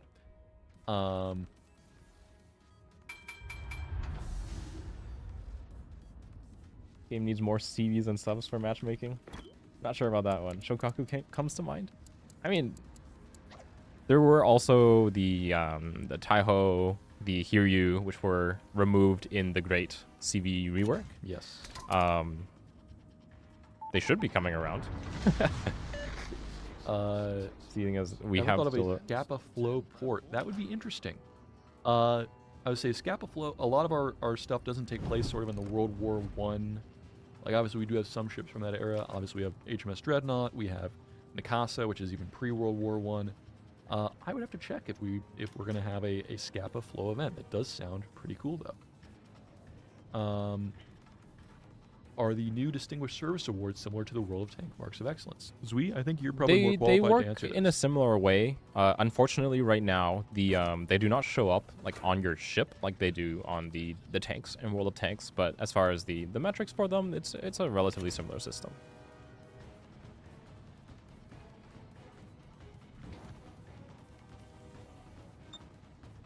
Let's see. Still based for the home fleet in World War II. True. But sort of the, I'm thinking of the big famous, events of World War I there. And, let's see, was it, I believe that's where the German fleet scuttled, right at the end of World War I. They were supposed to surrender all their ships, and they just, in defiance, they scuttle all of them. Yes, true, very important port. But yeah, I'll have to see if we can get some action going on Scapa Flow. I agree it deserves a bit of love. Oops, meant AL Shokaku. That's true. There is a Shukaku skin, and I do have that Shimakaze for my Shokaku. I'm gonna go hide because there's a Shima there, and I don't like that.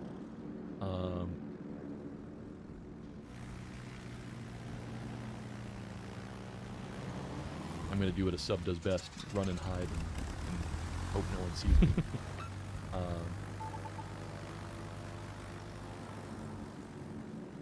Sub and CV div is a new low for, yeah. You guys asked for this. This is what you asked for. Don't blame us. We even asked if you were sure. We said, chat, are you sure you want a CV and a sub div? And now here you are. We suffer from your choices. Never great. Oh, I didn't even notice that underwater you have the cool little particle effects on the Arona's whale. This is a submarine that does not spend a ton of time underwater, so...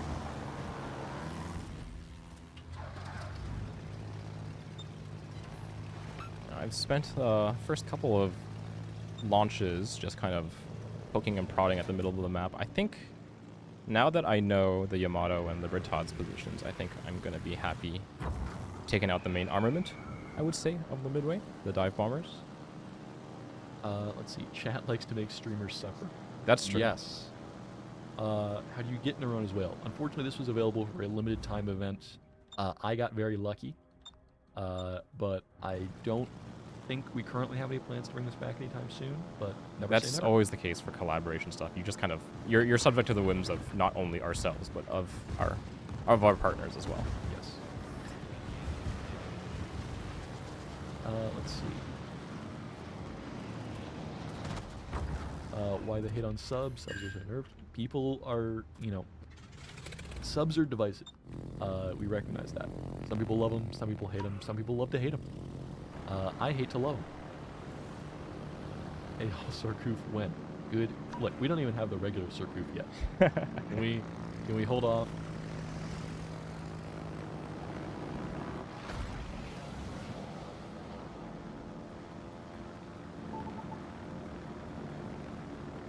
Let's see. It appears Snarf was confused. Yeah. Snarf hurt itself in its confusion. Also, just to highlight that point you brought up earlier, so we just collected a buff. So if you hold H and look, you can see your ship regeneration and your increased reload speed buff are visible. And you can see what effects they have on your ship. Once Z's a little less busy being shot at. Well, my planes were being shot at. So you can see under the ship modifiers, we do have HP regeneration. I believe on carriers, yeah. This is the Oh shoot. Oh shoot. Oh shoot. Oh shoot. torpedoes instead. Ow.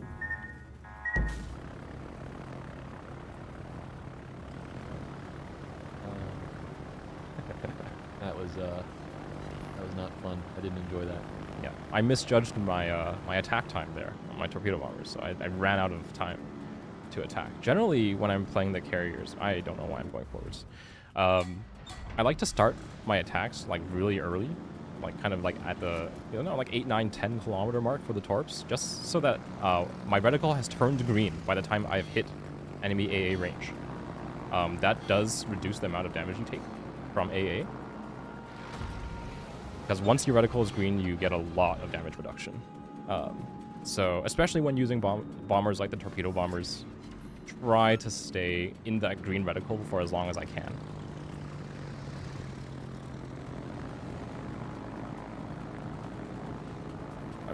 For those two drops, I definitely should have started a little bit further out. I'm not getting the tightest spread there, but Getting some decent hits on the Yamato. A flood as well. And we're going to go in with the dive bombers. Let's see, 2 ping hits on the spear. Hopefully I should hit him right in the schnoz. I'm going to get some damage though. Maybe? Yep, it's flood. Oh, sunk him. Nice. Yes, unfortunately, I'm suffering the consequences of not paying attention to where I was. Oh no, the consequences of my own actions. And My least favorite kind of thing. there's a Libertad breathing down my neck.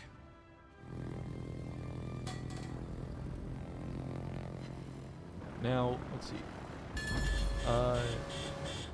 Just guess maybe that Smolensk, Missouri.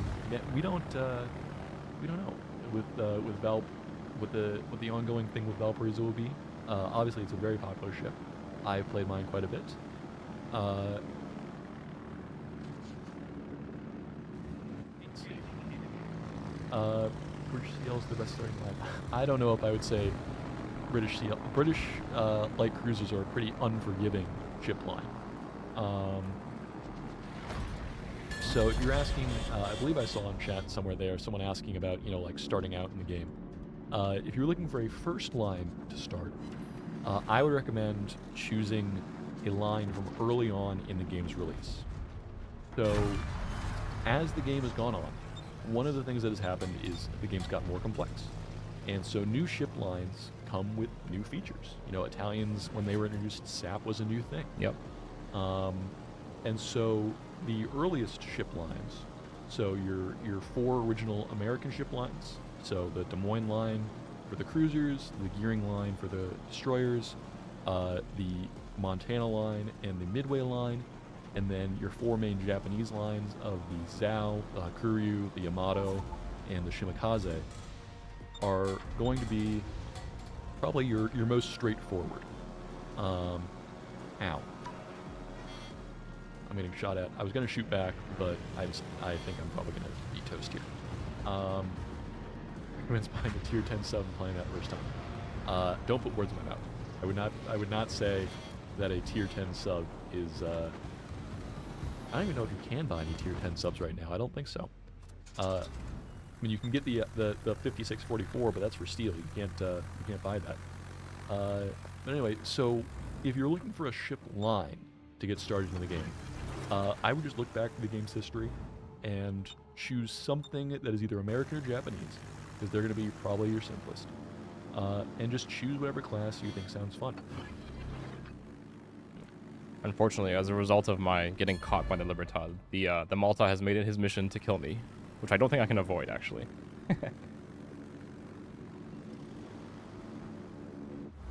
Shimakaze is one of the more challenging gunboat DDs. I'd start with an easier one. Fair. If you were playing the Shimakaze as a gunboat DD, I would say that is a pretty challenging line to start with. If you're looking to start with a gunboat DD, I would say the Gearing is a pretty good ship. Although the Gearing plays a bit more like a hybrid. So if you're looking for a gunboat, then you can look a little further, and I would say the Daring line is very good. Also pretty forgiving because you have the short duration, but short cooldown smoke, so it's very easy to get out of trouble. Also, having Hydro is a very, very handy ability on destroyers when you're learning, because it's helpful to be able to know where the enemy destroyers are. Now, if it wasn't evident, I'm not a very good carrier player, so...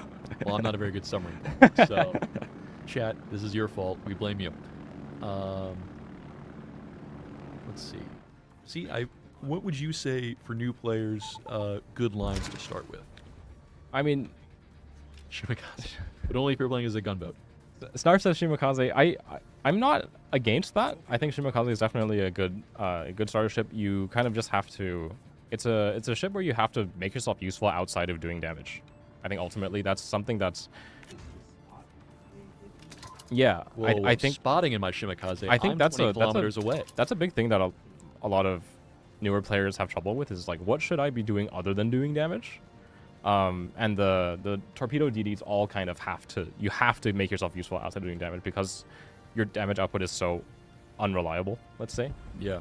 If people use their WASD hacks, it's very difficult to do reliable damage. Shimakaze is one of them. I would say that gearing is more well-rounded. You do have kind of like self-defense guns. They have pretty good damage output at closer ranges, and it's every bit as potent of a torpedo boat as Shimakaze is.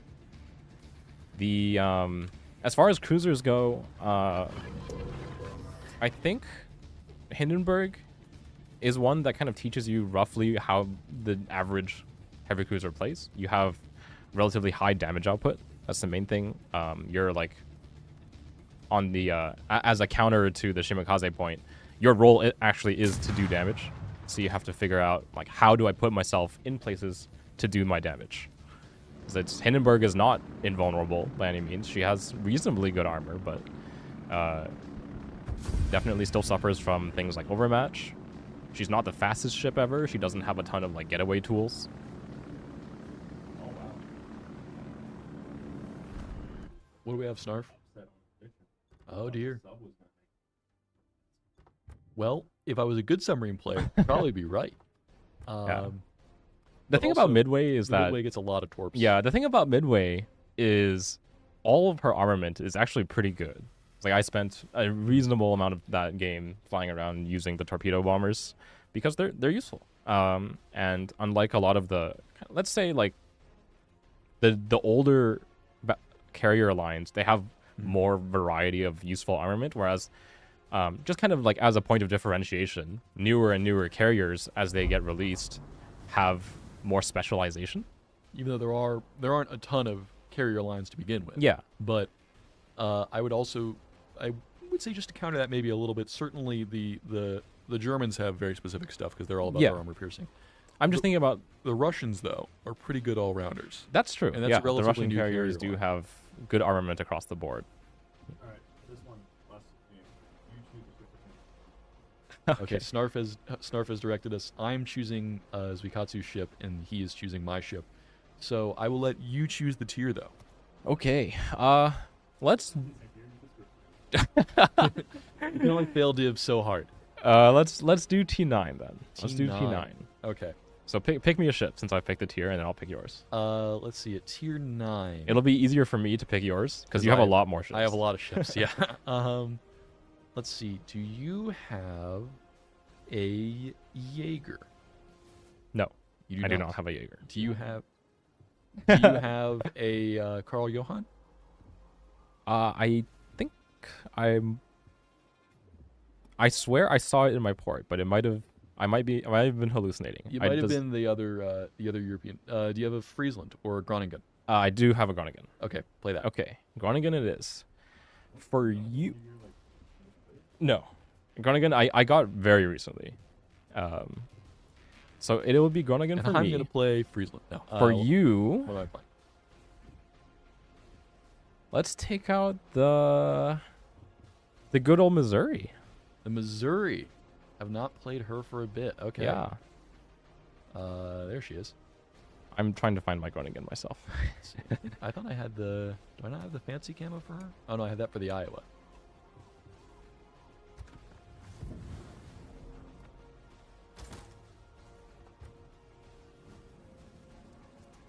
Let's see. Gotta pull my Montana commander back onto this. Gotta put some flags on. Bada bing, bada boom. Gabagool. You know how it is. America. America. That most American of sayings. Gabagool. Very common in Missouri, I believe. They're famously Italian out there. So Missouri, one of the older of the particularly rare ships. Yes, I would say Maybe between- the first. It was the first free XP ship back when that was a thing. back when free XP was much more scarce. Yes, so it was 750,000 free XP, which was very, very hard to get because this was even before dragon flags. So, Right. Yeah. for those of you who are new to the game, currently the way economic bonuses work is they're just something you mount on your ship as their own thing. Before that, there were flags that you would put on that would increase your economy gain. And sort of as an in-between step, there were these things called dragon flags, and they were very, very valuable. Think of them sort of like the red boosters of today. Yeah. Before those, there was no way to significantly boost above, I don't know, 25, 50% maybe for free XP. Yeah, free XP was definitely it like was- 750k was a lot. It And now was people have like millions. Insane to get 750 free XP. So when Missouri first came out, it was incredibly difficult to get. So it has come back a couple of times over the years, but it is still very, very difficult to obtain it. Yeah, and I guess the unique thing about it, it's relatively similar to the Tech Tree Iowa, like very, very similar. Almost identical. You trade your spotter plane for a radar, which is fairly unique on battleships. Yes. Obviously, the new European line does feature radars of their own. But for a very long time, the Missouri was the only battleship with a radar. Although the Missouri did miss out on a couple of buffs the Iowa has gotten over the years just because it's such a rare ship. So the Iowa and the Montana, a while ago, had their citadels lowered, so it was harder to citadel them. And the Missouri did not get that buff. So you were still pretty vulnerable in the Missouri. You're right, Missouri needs Iowa's repair party. Missouri does not have the improved repair party that was given to the Iowa and the Montana, that line. Yeah, that is a definitely, like, nowadays is a big selling point of the Montana line. You're so survivable. Like the total amount of HP you can heal over a match is incredible, actually. Those heals are no joke. And Zigguron, yes, dragon flags and a rare camo. Very, very difficult to get. Camos also used to be tied to specific economic bonuses. So it used to be that a camo would give you, generally speaking, minus 3% to your detectability and minus 4% to enemy accuracy firing at you, except for two very unique credit available camos that were either or. Most camos would do those two things, and then they would have a set of economic bonuses. Recently, when we redid the economic bonuses system, they became completely separate systems. So you can have your ship look like whatever you want without having to do the economic bonuses that go along with that. And that is a change that I remember I really appreciated, because there were some really good camos that I thought looked not very nice. And so I would occasionally have to run around in a ship that I thought was beautiful and a camo that I thought was not particularly beautiful because I wanted to earn more credits with it. You know, I was danger close to a defense and saw a flight of Alfred planes fly over, so I just like panic smoked. Yes, very dangerous. Oh, look, an enemy Missouri who has spotted me, the friendly Missouri. He shouldn't be shooting at me. I'm friendly. Ow. That was slightly painful. But I think I did more damage to him. Because I also got hit by the defense. That's true. Other big downside. It also showed the red team that you were going for credits and XP when they saw your camo. And so people who were mean would see the person with the most valuable camo and immediately focus them so they had a bad game. I definitely remember being victim to that, where I would put on the camo and flag equivalent of red boosters and literally had enemies type out in chat, you know, Gizmo is clearly trying to grind for something, let's get it. That is brutal. That was pretty rough.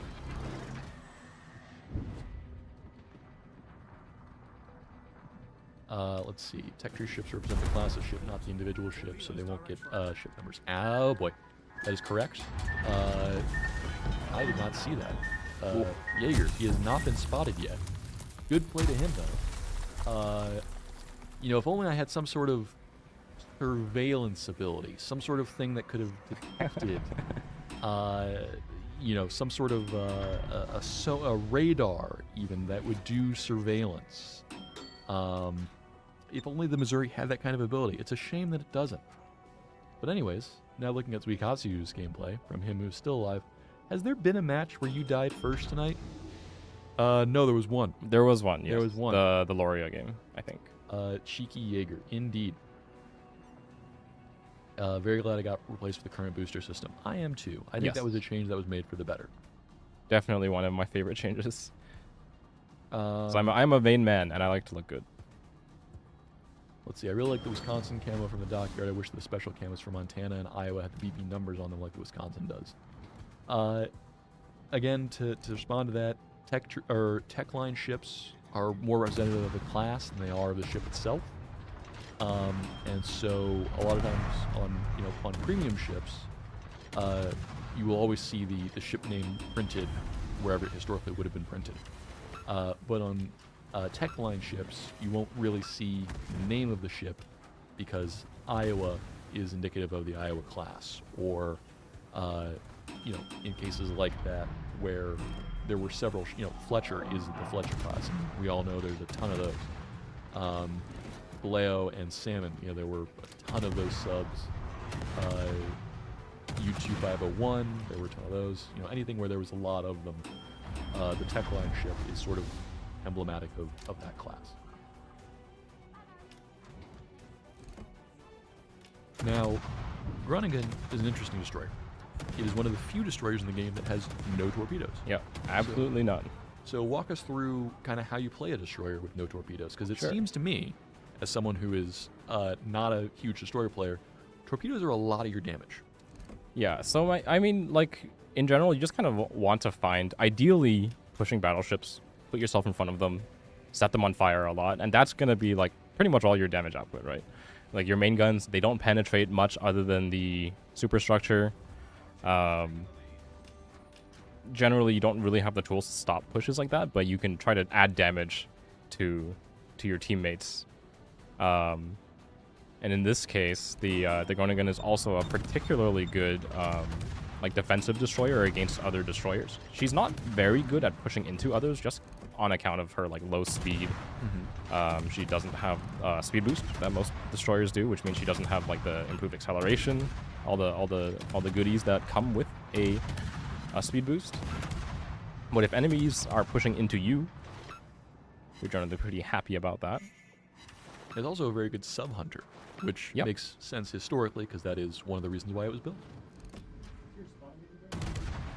What is that? 2K? I had almost 24. I had 23.9. I was a battleship that didn't use my surveillance radar when I could have and should have. But I guess I'm currently leading for spotting damage, which was the prediction. Very good guns, smoke and hydro, and you also have, actually, since there isn't a sub, if you wouldn't mind demonstrating by hitting your depth charges. Because we're not wasting. You can toss your depth charges out in front of you, which is very funny. You have to toss your depth charges out in front of you. You cannot aim them, but they do fire forwards, which makes it a bit easier to chase down enemy submarines, and that combined with the hydro makes it a very, very dangerous ship for submarines to be around. Yeah. So having access to both smoke and hydro means if enemy destroyers kind of like walk into you haphazardly, you smoke up, you pop your hydro, and they're just toast.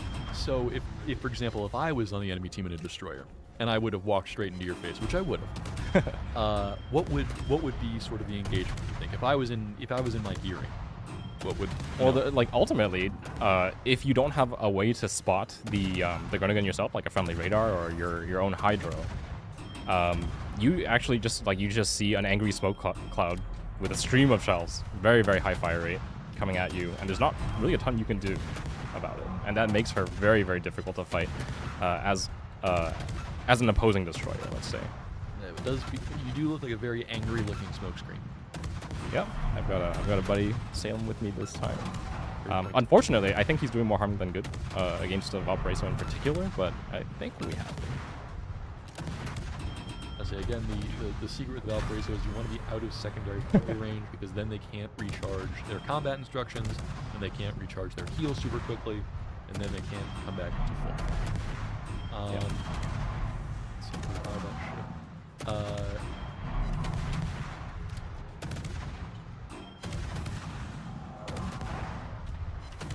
Opposing DD never rush a smoked up Groningen in Friesland that will end badly. That is true. That is true. Unless you have your own hydro and are pretty confident you can beat them at a gunfight, which is also very difficult. Yes, there are very few destroyers that will stand up to a Friesland and Groningen. Yeah, Småland Småland is one of them. It would put up a fight, I still think it would be pretty close. It would be. But Smolan is definitely one that can take that engagement pretty happily. Or the other Smolan- couple of destroyers that don't have torpedoes. So your Druid, Yes, exactly. your Ragnar. Delarna does not have a way to spot for itself against the smoke screen. That's a very difficult. That's like the kind of the main problem. You do need your own spotting to fight against the Groningen when it's smoked up, obviously. Sir Jimbo Baggins. The new EUDD line can take it. The problem in that case is Gdansk is number one, a pretty large target. It's very beefy. And your radar really does not last that long. I feel like Gdansk might have some trouble just having the burst damage to kill Groningen within the duration of your radar. You can certainly force it to move around and provide that radar spotting to friendlies. But I would say that there are ships I would prefer over the Gdansk in terms of digging out a ship like the Groningen. The YOLO Amelia would certainly be an interesting choice. The only problem with that is that since the Friesland has Hydro, it would see you coming regardless if you're using your YOLO smoke or not. But if you can get any torpedo, including your last torpedo, the last torpedo that all ships have, onto the Friesland, then it would be dead. I think the Palos torps can kill any destroyer in the game with one, because they do such high damage. Yeah, they have a ton of alpha damage. I think I'm pretty sure you did. I got yeah. almost 24, I think, and you were at about 15. Let's see. Detail Spawning damage. Yeah, about 15,000. And then I had, if I could So- read, 23,985.